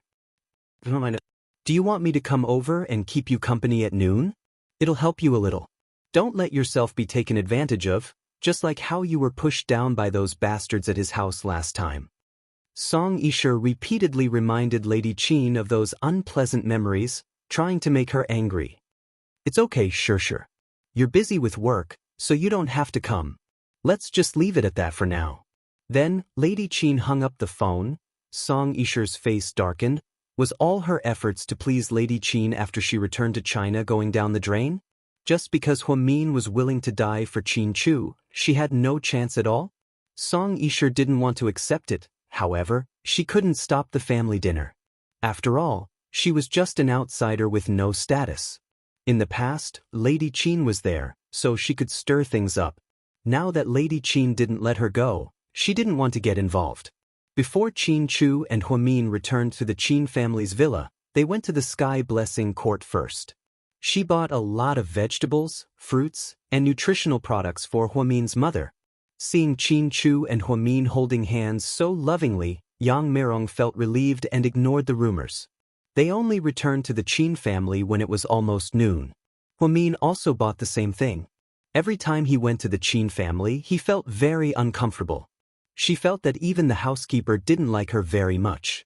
But this time, his attitude was clearly different from before. You're back? Wash your hands and eat? I'll go upstairs and call your father. Lady Qin wasn't very enthusiastic, but she wasn't as bitter as before. This seemed to have improved a lot. My mother seems to be different from before, Qin Chu said softly. I feel it too. Huamin nodded. Young master, a young lady, take a seat. I'll go wash the fruits for you. Even the housekeeper at home was more diligent. After Qin Yumin came downstairs, the four of them sat around the dining room. How's the company? Qin Yumin asked worriedly. It's all done, Dad. Don't worry. After you took over, there were so many changes. I'm not used to it anymore. I don't even know where to start. Young people are so thoughtful. But you have to take care of your body, Qin Yumin reminded his son. I know, Dad. Huamin, are you tired from work? Qin Yumin asked. I haven't officially started work yet. I'll start after Christmas. That's good. You've been exhausted recently.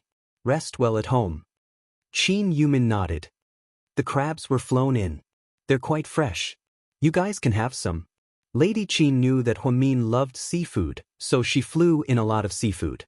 However, she was too embarrassed to let Huamin eat it, so she kept saying, You guys. Huamin was very smart. How could she not see it? She saw that Lady Qin was trying to be nice to her, so she didn't refuse and took the initiative to pick up the crabs. She first peeled one for Qin Chu. Then she ate it herself. She didn't pretend. When are you guys going to have the wedding? Have you discussed it? Qin Yumin took the initiative to talk about the wedding. Huamin didn't say anything. She turned her head and looked at Qin Chu. She didn't know what he meant. Chapter 1030. I do have this plan, and Mian doesn't have any objections. What about you guys? Do you have any suggestions? Qin Chu asked his parents respectfully. Why don't we do it at the end of the year? Qin Yumin was straightforward and didn't want his son to drag it out any longer. The end of the year is a bit too rushed. I want to do it in a grand manner, Qin Chu replied. Lady Qin glanced at her son and nodded. Our son is right. We only have one son, so we should have a grand wedding. Don't be too hasty. What does Huamin think? Qin Yumin asked. I'm fine with anything. Haha, actually it's fine if we don't do it. It's just a formality. To be honest, Huamin really didn't care about these things. She felt that the two of them had already gotten their marriage certificate, and they were already husband and wife. Their relationship was very good, so those formalities weren't essential. It would be best if they were, but if they weren't, she wouldn't complain. After all, marriage was a matter between two people, and it wasn't a matter of whose wedding was grand or who would be happier. Of course we have to do it. Marriage is a once-in-a-lifetime event, so we have to prepare well, Qin Yumin said in a serious tone. Qin Chu thought for a moment and said, why don't we do it in May next year? It'll be spring then, and I think it'll be just right. Plus, we'll have a lot of time to prepare. Okay, whatever you guys do. Your mom and I don't have any objections. Qin Yumin nodded in agreement with his son's suggestion. After dinner, Qin Yumin and Qin Chu played Chinese chess. Huamin was bored, so she sat on the sofa and played some games on her phone. The maid cut some fruit and placed it in front of her. A young lady, have some fruit. Okay. Huamin smiled and nodded. At this moment, Lady Qin leaned over and pretended to casually say, eating more kiwis is good for the body. They have a lot of vitamin C, I know. Huamin's tone was indifferent. She never took the initiative to please anyone, but she also didn't want to offend anyone. Lady Qin's attitude couldn't be changed all of a sudden, so there was still some awkwardness between the two of them. Lady Qin sat down on the opposite sofa and pretended to talk to Qin Chu. My friends and sisters are all grandmothers. I don't know how long your father and I have to wait. At the mention of the child, Huamin's expression changed. She lowered her head and continued playing with her phone, pretending not to have heard anything. Qin Chu laughed and said, what's the hurry? Who knows, maybe we can give birth to 2 children for you. That would be the best. Your mother and I can never have too many children. It would be best to have a football team. Qin Yumin laughed heartily. It had been a long time since there was such a harmonious atmosphere in this house. Qin Chu and Huamin didn't feel as depressed as before, so they stayed longer than before. Just as they were about to leave, Qin Yumin called out to Huamin. Then, he said guiltily, Huamin, Qin Chu is lucky that you're here. We're not people who don't know what's good for us. We were too harsh with our words earlier. I hope you can forgive us. Don't say that. The situation was critical, so I can understand why you said that. After all, no one wants anything to happen to their child. If I was the one lying on the bed, my mother would have said the same thing in a moment of panic. Qin Yumin nodded. Thank you for being understanding. I hope that our family can get along well in the future. Huamin nodded. Then, Qin Chu and Huamin left the manor and returned to South Hill Manor. We haven't been back to Imperial Park in a while. Do you want to stay there tonight? Huamin suddenly thought of the home they had lived in for a long time. I've already sold the house over there. What? You sold it? Huamin looked at him in surprise. Yeah. Qin Chu nodded calmly. Why did you sell it? Huamin looked at him with longing eyes. That house contained so many sweet memories between her and Mr. Qin.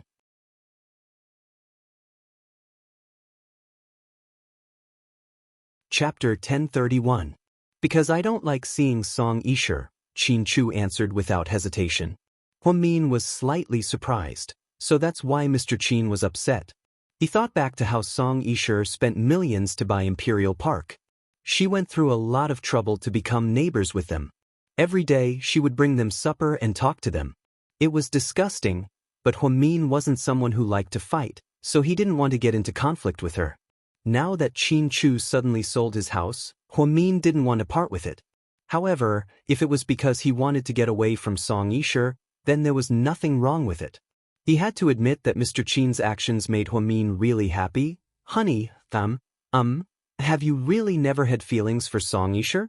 After all, she's prettier than me, more cultured than me, more educated than me, and has a better background than me. Huamin purposely said this to tease Qin Chu. Before he could finish, Qin Chu interrupted him. He said, "No matter how good she is, she's not Huamin, so she doesn't mean anything to me." Mr. Qin rarely said sweet things like this, so Huamin knew that he meant what he said. Therefore, he felt sweet inside. The sudden sale of Imperial Park was indeed a bit sudden. Qin Chu ordered people to move all of his personal belongings from there to South Hill Manor. From now on, this would be his only home. He originally planned to stay there occasionally, but Song Yisher messed up his plans. Song Yisher didn't know that Qin Chu and Huamian were moving that night. When she saw that the lights were on, she thought that they were living there. Therefore, she bought some snacks and beer and went up to press the doorbell. "Who are you looking for?" The person who opened the door was a big, burly man with a bare upper body. He looked quite fierce. Song Yisher wasn't prepared for this, so she was startled. "Excuse me, isn't the owner of this house surnamed Qin?" Song Yisher asked weakly. "Oh, no, I just bought this house. It's in the hands of an agent." The big man's voice was very loud. "Oh, I see." Song Yisher realized that the house was sold, but she didn't know it at all. "Beauty, you know the owner of this house. Come in and have a seat. Let's have a good chat." The burly man saw that Song Yisher was quite beautiful, so he flirted with her. "No need." Song Yisher was so angry that she immediately turned around and went downstairs. Then she returned to her room. She had spent a lot of money to buy Imperial Park, just to have more chance encounters with Qin Chu, but now, everything was ruined. His home in South Hill Manor was a standalone villa with no neighbors within a 10-mile radius. Therefore, even if she wanted to continue living with him, there was nothing she could do. The losses outweighed the gains. She picked up her phone and dialed a number. "Contact an agent for me tomorrow. I want to sell my house." That night, Song Yisher didn't stay at her place. After hearing that Qin Chu had sold his house, she was no longer in the mood to stay. She drove back to the Song family in the middle of the night. "Song family mansion, baby? Why you home so late?" Lady Song was in the middle of putting on a face mask. She was quite surprised to see her daughter home. "Yeah, I'm not going to live there anymore. I'm going to sell the house." "What? Sell it? Didn't you just buy it?" "But Qin Chu already moved out. What's the point of continuing to live there?" Song Yisher only didn't pretend to be a goddess in front of her mother. She didn't speak in a good tone, and sometimes her attitude was bad as well. However, Mr. and Mrs. Song were used to it. After all, she was the apple of their eye, and they were afraid that she would melt in their mouth. Qin Chu moved out? Lady Song was a little surprised. "Let's not talk about this anymore. I feel uncomfortable." "Yeah. Do you know a good tailor?" Song Yisher changed the topic. Chapter 1032. You're going to make clothes? "Yeah. I'm going to a party for Christmas. I have to be the most outstanding one and attract everyone's attention. I can't lose to Huamin. I want to win. That's easy. I know all the best tailors in the city. Tomorrow, I'll call them over to make clothes for you. Just tell them what you want. I guarantee that you'll be satisfied." Lady Song was 100% supportive of her daughter. Even though she knew that her daughter was going to ruin someone else's marriage, she still indulged her daughter. There was only one person in the Song family who understood the situation, and that was Mayor Song. However, Mayor Song was very busy and often went on business trips. Therefore, he didn't know what the mother and daughter were doing. Inside Tang Chuan's private mansion, a small party was held. Many hot bikini beauties swam and drank in the pool in the middle of winter. Fortunately, the water in the pool could be heated. These rich people really knew how to enjoy themselves. They could do whatever they wanted regardless of the season. Tang Chuan was one of the more fickle ones among Su Yu's buddies. He always changed women and wasn't true to any one of them. They were the kind that could afford to play and let go. As for the family business, the Tang family was very big and had many members. Tang Chuan's brothers and sisters were all well-known entrepreneurs. Therefore, when it came to him, he only cared about eating, drinking, and having fun. This was more relaxed than Su Yu and Wei Liao. The Tang family could easily make a few billion for him to pass the time. In the past, when he was bored, he even opened a venture capital company and some bars. Later, he felt that managing the company was too tiring and too worrisome. He simply stopped doing anything and just ate, drank, and had fun all day long. However, he would always have an endless amount of money. Just his shares in the Tang family alone made him an endless amount of money every year. Therefore, he basically didn't know what his life goal was. He was born without a goal. Tang Chuan patted the butt of the beauty in his arms. "Good girl, go play for a while. I'll talk to Lord Su. Remember to look for him later." The beauty got up reluctantly. Before she left, she even winked at Tang Chuan. She was afraid that she would lose his favor. He watched as the girl swayed her hips and left. Su Yu glanced at Tang Chuan helplessly. "You've been playing for so long. Aren't you tired?" "I'm not tired. It's very interesting. I'm never tired of it," Tang Chuan said with a smile. Su Yu was also speechless. Tang Chuan had been dating different women since he was a teenager. These people were comparable to human traffickers. He had handled at least 80 women, if not 100. However, none of them were sick of it. Some of the rich Xianxia family members who used to hang out with Tang Chuan had turned over a new leaf. Some of them got tired of playing and changed their sexual orientation to play with men. However, he was still as extravagant as ever. It had to be said that it was a form of single-mindedness. "I really admire you," Su Yu commented. That's why I said that I'm a kind of single-minded person in a certain aspect. Lord Su, take a look at these girls. Do you like any of them?" Su Yu didn't even look at them and directly rejected them. "Impossible. Take a good look. I carefully selected these girls. Their body proportions are perfect and their looks are top-notch. They're not the kind of freaks who have undergone plastic surgery. Most importantly, they're relatively clean. You know what I mean." After speaking, Tang Chuan winked at Su Yu and gave him a hint. "It's okay. You can keep them for yourself. You don't have to worry about me," Su Yu said as he sipped his beer. "Oh right. Do you have any plans for Christmas?" "Not yet.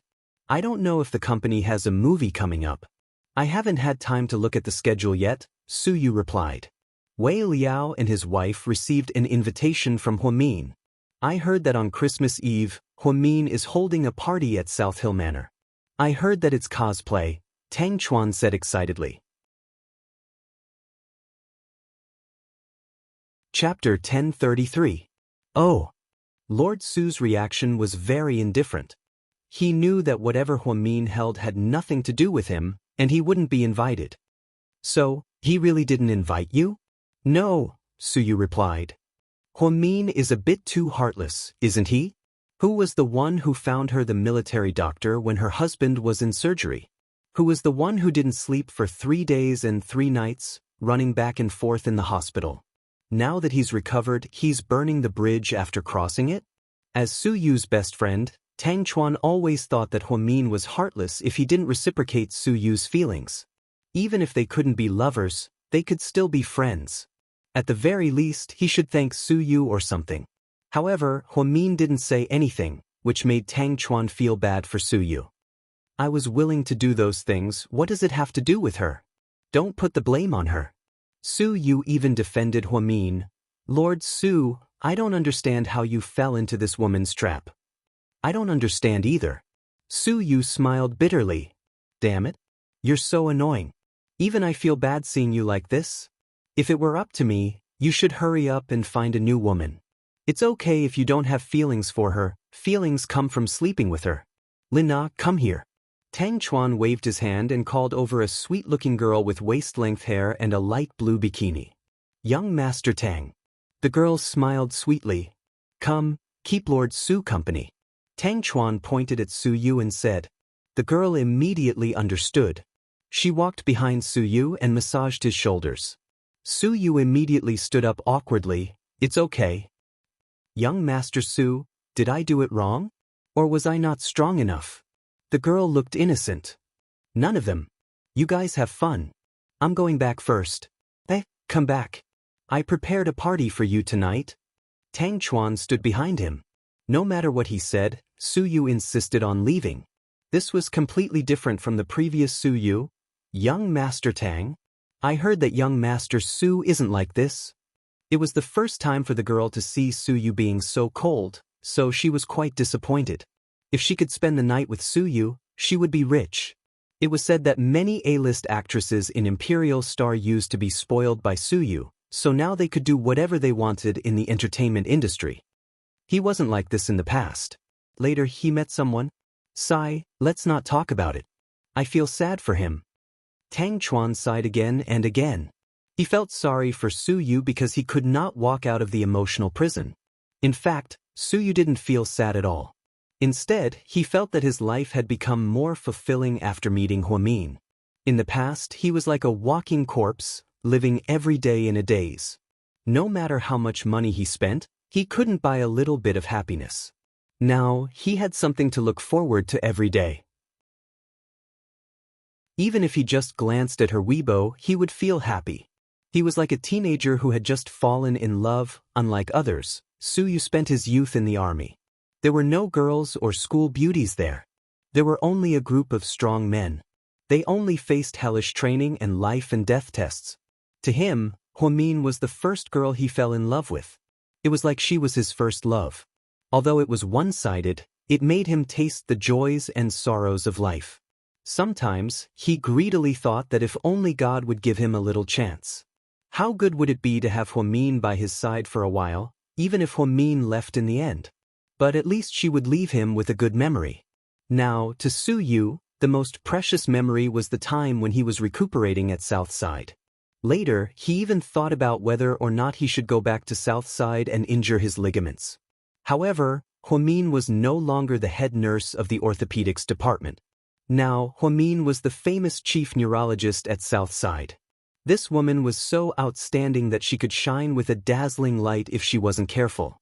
South Hill Manor. After being tortured by Mr. Qin, Huamin felt a little sleepy.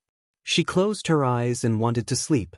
Suddenly, she heard Qin Chu ask, "Honey, should we invite Su Yu to the Christmas party?"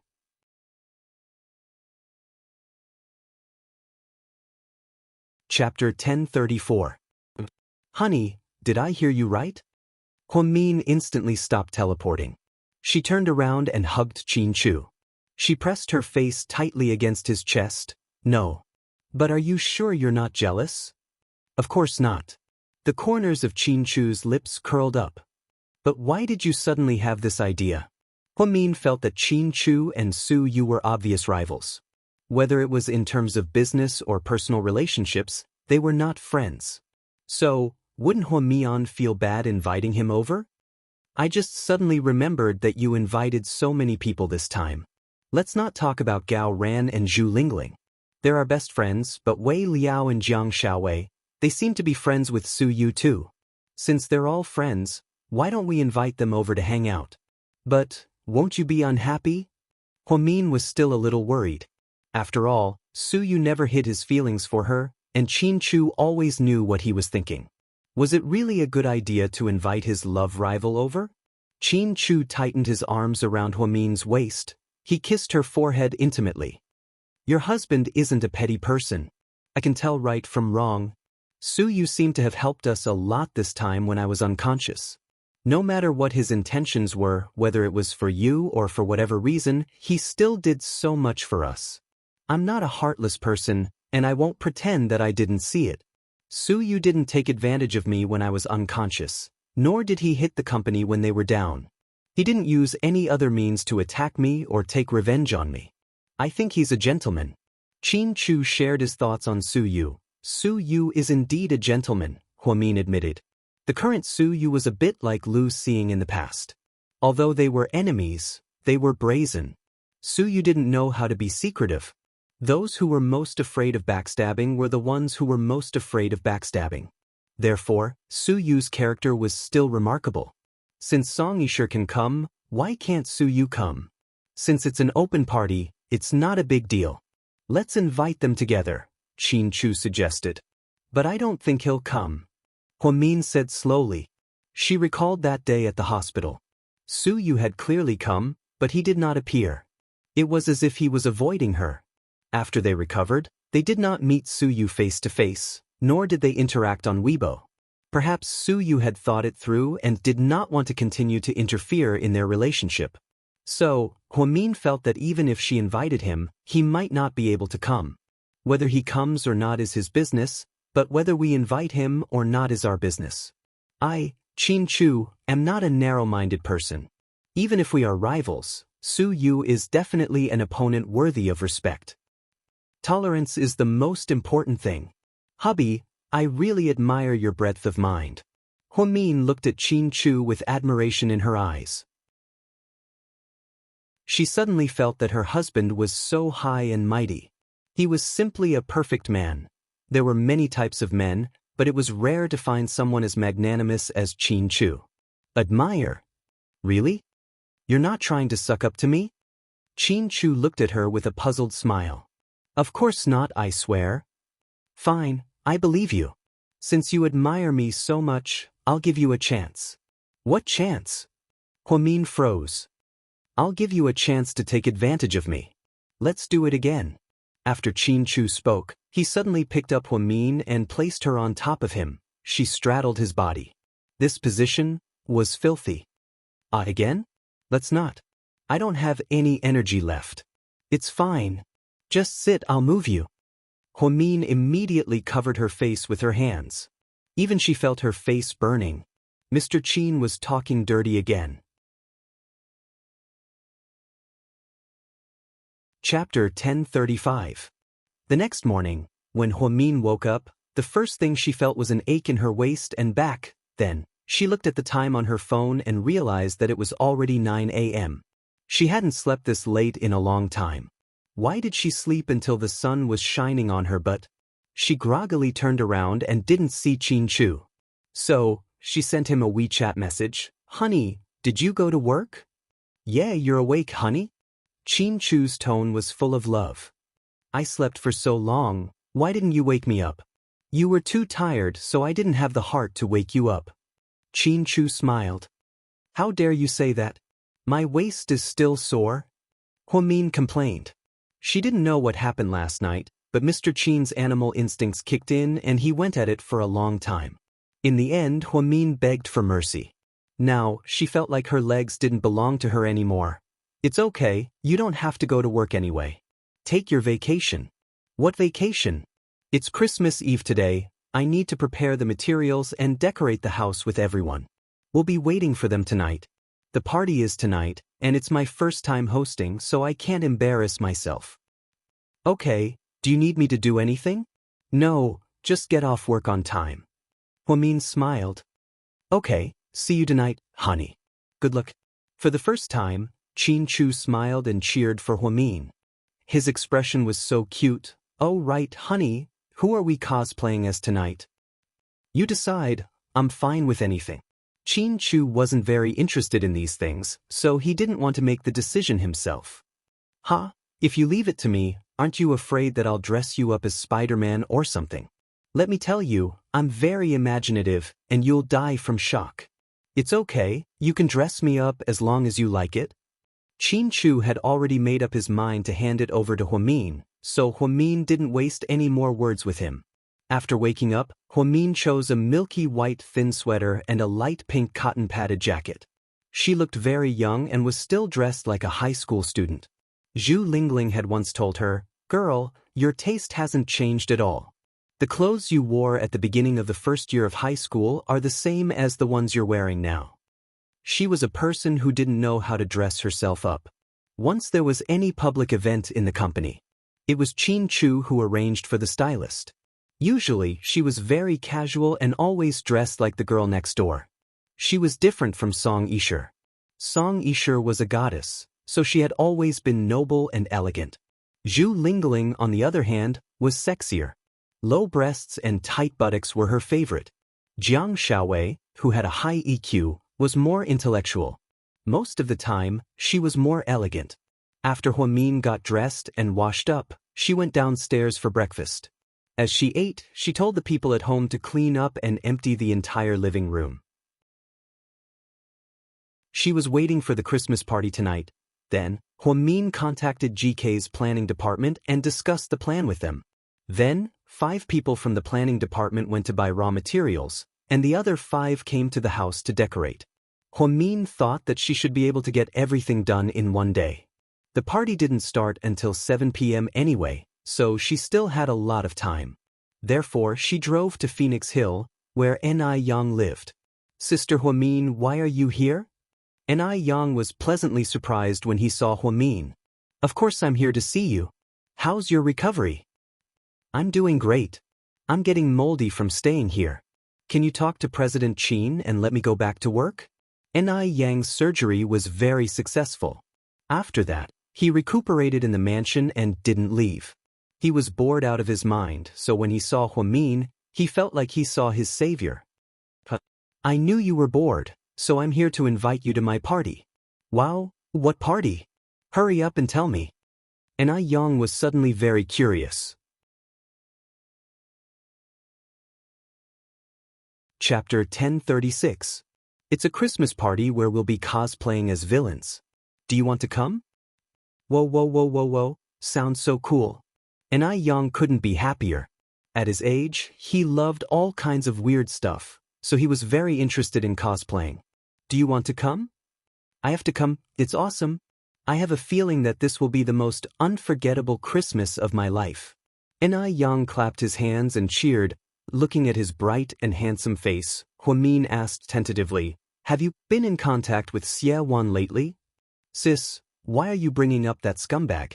Yang's face immediately darkened when he heard the name Xiaowan. Yang, don't talk about her like that. Is your mother? Mother, that word is too heavy. Does she deserve it?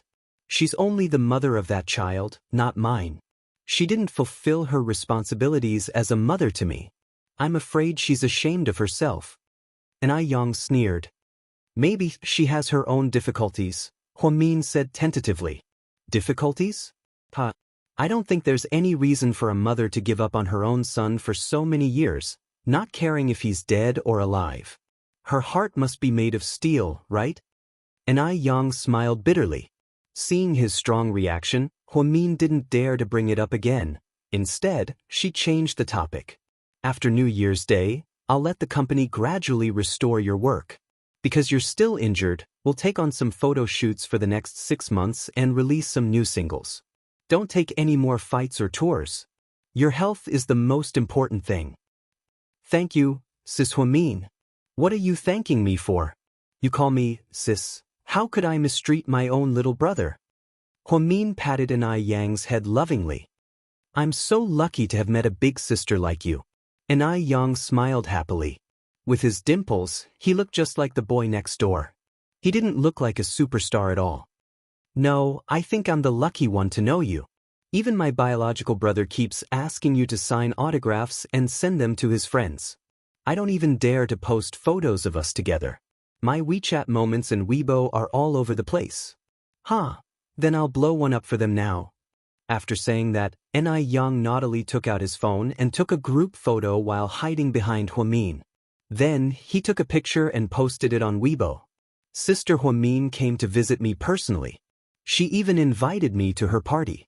Sure enough, after Yang posted it, there were 30 to 40,000 comments. His comments section was more harmonious. Most of them were true fans. Therefore, everyone was the same. Boss, you're the best. I'm happy for Boss. Merry Christmas. Boss, you've lost weight again. Eat more meat. Look at you, you're not even as big as Sister Min's face. When Min saw this, she didn't know whether to laugh or cry. Was this a compliment or a compliment? After staying for a while, Min walked out and drove to the cafe. After Shui recovered, Min used her connections to send him to school. Xiaowan didn't sell scallion pancakes anymore. Instead, she found a respectable job. She was the head of cleaning at one of Min's 13 shops. The monthly salary was good and the treatment was good. Most importantly, Xiaowan put in a lot of effort and kept the place clean. When Min walked into the cafe, everyone greeted her. Hello, a young lady. Don't worry about me. Don't worry about me. Min smiled slightly. A young lady, what would you like to drink? The manager asked carefully. A cup of hot mocha. Okay. Then, Huamin walked up to Xie Wan, who was cleaning on the second floor. Sister Xie. Dr. Hua. When she saw Huamin, she immediately straightened her back. She was very reserved and showed her respect to Huamin. How is it? Are you used to it? It's great. Thank you for giving me this opportunity. Do your job well. If you need anything, just let me know. Dr. Hua? Tanayanghi. Xie Wan stuttered.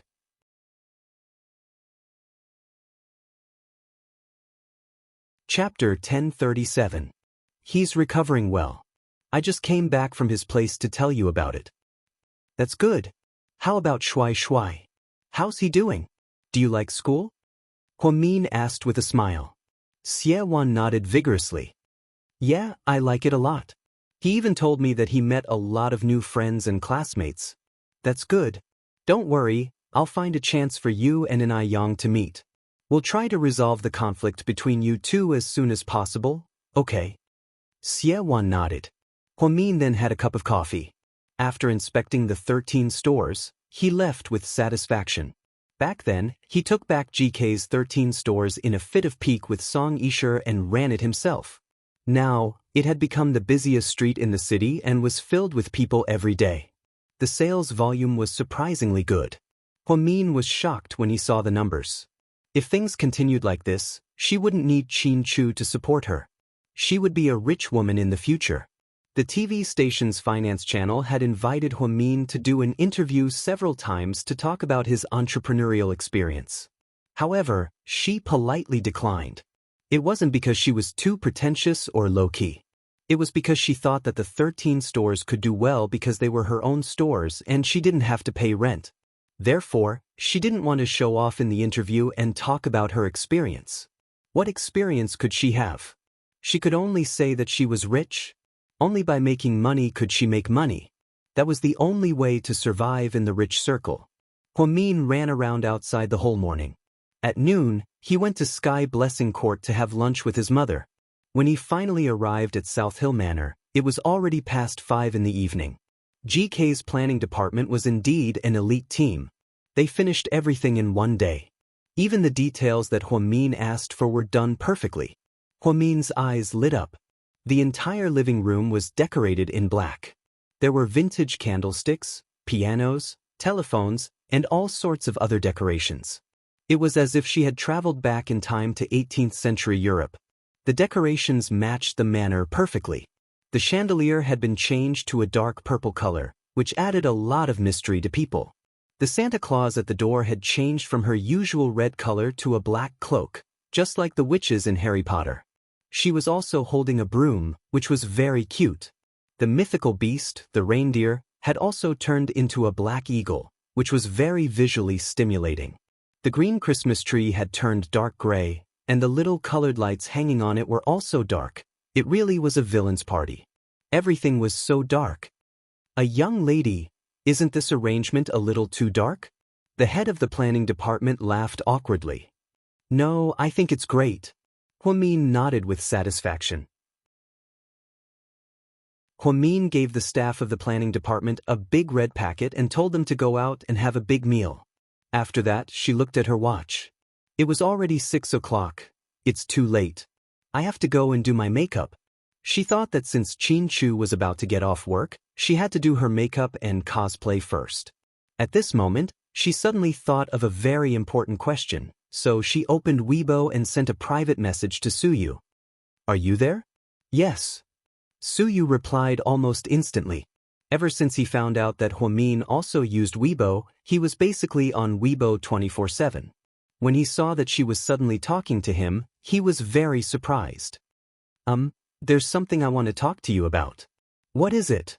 Suyu pretended to be calm as he replied. I'm having a private party at my South Hill Manor tonight. The theme is to cosplay as villains. Are you interested in coming? Huamin asked carefully. So, are you inviting me now? Suyu was a little in disbelief. Yesterday, Tang Chuan had just finished complaining about Huamin, saying that Huamin was disloyal and kicking him to the curb. Today, Huamin invited him. If Tang Chuan was here, it would be a slap in the face. So will you come? Huamin asked softly. Chapter 1038. Suyu knew that he shouldn't go because every time he saw Huamin, his heart would sink deeper. However, he couldn't help but agree because he wanted to see her too much. Suyu wasn't interested in parties or cosplay. The only thing that kept him going was that he wanted to see her. Hurry up, it's almost time. It starts at 7 p.m., you can still make it if you put on your makeup now. South Hill Manor. Got it, Suyu replied. Then, see you in a bit. Okay, see you in a bit. Suyu's gaze became gentle. The word see you in a bit sounded so nice coming from Huamin's mouth. Even after he put down his phone, Suyu still had a proud smile on his face, and, yes, boss. Cancel all the plans tonight. Boss, there are 2 important parties tonight. One is the 60th birthday of our business partner, President Liu, and the other is the 1-month-old celebration of Mr. Zhou's son. Both are very important. Before he could finish, Suyu interrupted him. I said, cancel all of them. Don't make me repeat myself. And was slightly surprised, but then he nodded. Okay, boss, I'll arrange it right away. After leaving Imperial Star, Suyu sped all the way back to the Su family. Son, you're back so early. Are you having dinner at home? Mum, what kind of villain do you think I should play? Suyu asked excitedly. What are you talking about? Mrs. Su didn't understand at all. Forget it, I'll think of one myself. After speaking, Suyu jogged upstairs. In the past, his company often held cosplay parties, and he would sometimes join in the fun. Therefore, he had a lot of costumes at home. After Huamin called Suyu, she started a 3-person group chat with Jiang Xiaowei and Zhu Lingling on WeChat while putting on her makeup. Huamin, is everything ready? Pretty girls. Jiang Xiaowei, I'm done. All that's left is my comrade Old Wei. I'll be there soon. Don't worry, I won't be late. Zhu Lingling, I'm done too. I'll reach your house in about 10 minutes. It's time to witness a miracle. Ha. Huamin, Lingling, are you cosplaying as the white bone spirit? Why did he make it sound so dangerous? Zhu Lingling. How is that possible? The white skeleton spirit is so ugly. It's just a pile of bones. I want it to be beautiful. Jiang Xiaowei, Mian, who's coming tonight? Let me know. Huamin, other than the 3 of us, there's also Ni Yang, Mo Shui, Huasiqian, Su. Oh right, there's also Song Yisher. Jiang Xiaowei, wait, I can understand Suyu, but who the hell is Song Yisher? Zhu Lingling, yeah, don't invite that scheming bitch. Is there something wrong with your brain? Huamin, I had no choice. If she wants to come, then so be it. Jiang Xiaowei, damn, wait for me to torture her to death. Zhu Lingling, yes, yes, yes, me too. The 3 of us will work together and torture bitch Song to death. Jiang Xiaowei, but Mian, does Qin Chu know that you invited Suyu? Jiang Xiaowei was more meticulous, so she thought of this. Huamin, Mr. Qin asked me to invite him. Zhu Lingling and Jiang Xiaowei were both dumbfounded when they heard this. I don't understand what Mr. Qin is thinking, but since he invited him, then so be it. Huamin nodded and comforted himself. So, girl, who are you cosplaying as tonight? I'm curious, Zhu Lingling asked with a smile. Me too, Jiang Xiaowei chimed in. Ha, I'm not telling you. You'll know when you get here. Huamin purposely acted mysterious. Just then, she stood up and looked at herself in the mirror. She nodded in satisfaction. Honey, I'm back. Qin Chu's words got stuck in his throat before he could finish, because he wasn't sure if the person in front of him was his wife. Honey, are you surprised? Huamin pointed at her outfit and bit her lip with a subtle smile. Chapter 1039. To be honest, Qin Chu wasn't surprised, but he was a little shocked. He happily went home to see his wife after work, but when he opened the door, what the hell did he see? She didn't look like Huamin at all. She was wearing a red and black robe, the kind with the collar turned up. It was very cool. There was a lot of foundation on her face, and her lips were very, very red. Most importantly, there were 2 blinding zombie fangs. Her eyes were dark purple, contact lenses. She wore a silver wig on top of her shoulder-length hair, the kind that reached her waist. She wore a small crown on top of her silver hair, but could someone tell him why the crown was black? She was cosplaying as a villain, right? Did she have to be so dark? When he entered the house just now. When Chu entered the living room, he thought he had traveled through time. It was dark, and even the candlesticks were eerie. He was indeed shocked. It seemed like Huamin had put in a lot of effort to prepare for this party. Honey, so you're cosplaying as a vampire count? Chu was speechless. It was quite childish for an adult to cosplay as a vampire, but it wasn't scary. Huamin, on the other hand, was cute as a vampire. No, you're the vampire count. I'm cosplaying as the vampire countess, okay? Huamin said confidently. Okay, so you prepared this outfit for me? Chu walked over and smiled. Yeah. If you're not satisfied, you can think of something else. Anyways, I'm a fan of vampires, so I'm good at cosplaying as one. Huamin was determined to be a vampire, so she didn't care what Chu thought of her. Okay, I'm willing to risk my life to accompany you. Chu loved his wife so much, how could he refuse her kindness? Therefore, he also quickly changed his clothes and put on makeup. When Chu was done, Huamin was stunned when he looked up at him. She was also wearing a black robe.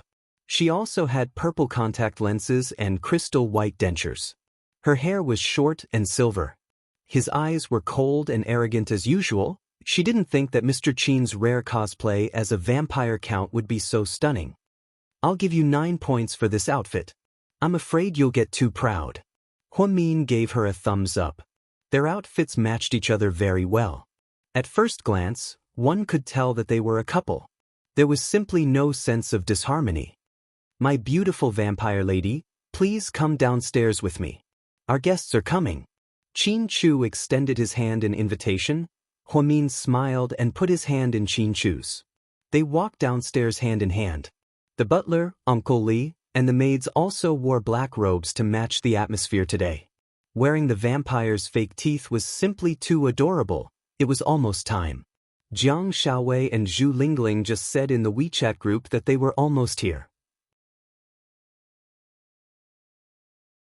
Huamin was about to call them to hurry them up when he saw a black Jaguar parked in the parking lot in front of the door. The moment Gao Ran and Zhu Lingling got out of the car, Huamin was shocked. It turned out that Zhu Lingling really wasn't joking. She didn't cosplay as the White Bone Demon, but she really did cosplay as Snow White's stepmother, the Heartless Queen. She was cosplaying as Angelina Jolie in Sleeping Charm, and she was dressed in a black robe. Not only that, but she also had 2 black horns on her head. It was the kind of outfit that would shock people to death. The good thing was that Lingling was very pretty. Although she was shocked, she was still beautiful. Ahem, you're probably the most beautiful Heartless Queen I've ever seen, huh? Huamin couldn't help but laugh. So what are you cosplaying as? Chu looked at Gao Ran and asked. Huamin also looked at Gao Ran. He was also wearing a black robe and a golden mask on his face. It was like a mirror that reflected light. It was very novel. Can't you guys tell? I'm obviously very compatible with venomous Tung Ling. Gao Ran was a little speechless. So you're the queen's husband, the king? Huamin asked tentatively.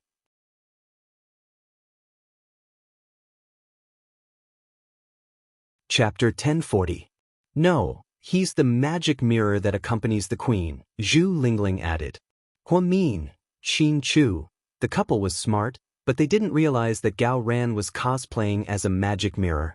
Then, Zhu Lingling raised her finger and lifted Gao Ran's chin. Magic mirror, who is the most beautiful woman in the world?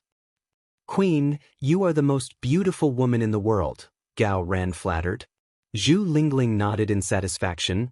Then, Gao Ran added, but Snow White is 1,000 times more beautiful than you. Fuck you, damn police officer, I'm going to kill you. Zhu Lingling chased after Gao Ran and ran around the living room. This couple was the kind that was very familiar with each other and treated South Hill Manor as their own home. Huamin and Chu laughed. Just then, a luxurious Mercedes-Benz RV stopped in the parking lot. Jiang Xiaowei and Wei Liao stepped out of the car. Wei Liao used to drive a Bentley a lot, but ever since he got together with Jiang Xiaowei, he changed his taste. Especially after she got pregnant, Wei Liao basically drove a RV because it was spacious and comfortable. It could accommodate Jiang Xiaowei lying down and sitting down. Wow. Honey, guess what they're cosplaying as? Huamin excitedly held onto Qin Chu's hand. Ahem, you should tell them, I think it's childish. Qin Chu didn't have the heart to tell them when he saw Jiang Xiaowei and Wei Liao's costumes. Compared to these cruel people, he and Huamin were much more loving as the vampire count. These people are going to ruin the cosplay, okay? When Jiang Xiaowei came in, she was wearing a red cloak, a white fur collar, a yellow crown, black fishnet stockings, and red high heels. She looked extremely flirtatious. She had long, dark gray curly hair, purple eyeshadow, and a beauty mark at the edge of her eye. Most importantly, she was holding a mini frying pan in her hand. So, Xiaowei, are you cosplaying as Red Wolf? Huamin asked weakly. Smart. Jiang Xiaowei answered matter-of-factly. Compared to Red Wolf, Gray Wolf didn't seem to have any special features. Wei Liao was wearing a cute little hat, a gray wig, and a dark gray vest. He even had a long, unique scar on his face. Compared to Red Wolf, this Wei Liao was definitely a little weak. Welcome Gray Wolf and his wife. Huamin applauded, thinking that Red Wolf's character was perfect for her temperament. Even Wei Liao thought that she was just playing herself, okay? Your vampire outfits are so cool. I give you full marks. Jiang Xiaowei liked Huamin's costume. The cool vampire couple was the ultimate characters in Western fairy tales. After the four of them chatted for a while, Huamin helped Jiang Xiaowei sit down and asked the maid to pour them a glass of warm water. Xiaowei, you're pregnant. Why are you wearing so much makeup? Is it okay? It's okay. I've asked around. This is harmless makeup, so it's fine. That's good. Zhu Lingling, that's the queen of the sleeping spell. She looks like it. Jiang Xiaowei burst out laughing when she saw Zhu Lingling not far away. Yeah, she's always been a fan of Angelina Jolie. That's why she's so desperate to play this role. It's funny, Huamin explained. At this moment, a white Maserati stopped on the lawn in front of them. Huasiqian and Emo Shui came together. As soon as they got out of the car, everyone fell silent. This outfit is so cool, right?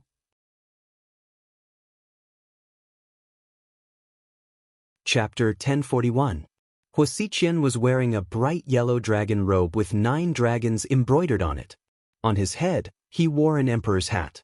Most importantly, he even put on special makeup and used a fake hair stick to his hair, making it into a braid unique to the Qing dynasty.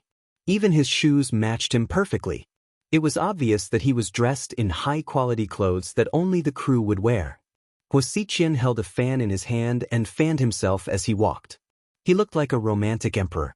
When Huamin first saw him, he was a bit confused. He didn't know which emperor he was cosplaying. Xunji? Kangxi? Yongzheng? Qianlong? Jiaqing? Daoguang? Xianfeng? Guangxu? There were too many emperors in the Qing dynasty. Even Huang Taiji and Nurhasai were dressed like this, so it was hard to tell them apart. However, when he saw Emo Shui, he immediately knew who she was. This was because Emo Shui's outfit and appearance made her look exactly like an imperial concubine. Even the armor she was wearing was exactly the same. Damn, Emo Shui is so beautiful in ancient costumes. Even Zhu Lingling exclaimed. If Emo Shui was cosplaying as concubine Hua, then Huasiqian was definitely Yongzheng. When the two of them walked in, Huamin walked up to them to greet them. You two are dressed so formally. Awesome. Huamin gave them a thumbs up. So, my little sister, are you playing a vampire today? Huasiqian looked at Huamin with endless gentleness in his eyes. It was the first time he saw Huamin dressed like this, and he looked really cute. Yeah, I've liked zombie teeth since I was young. Finally, I can fulfill a small wish. Huamin smiled shyly. Emo Shui reached out and touched Huamin's little crown. She smiled and said, "It's very pretty, I like it a lot." Thank you, Shui. Come in, sit down and have something to drink. After Huasiqian and Emo Shui walked in, the atmosphere became even livelier.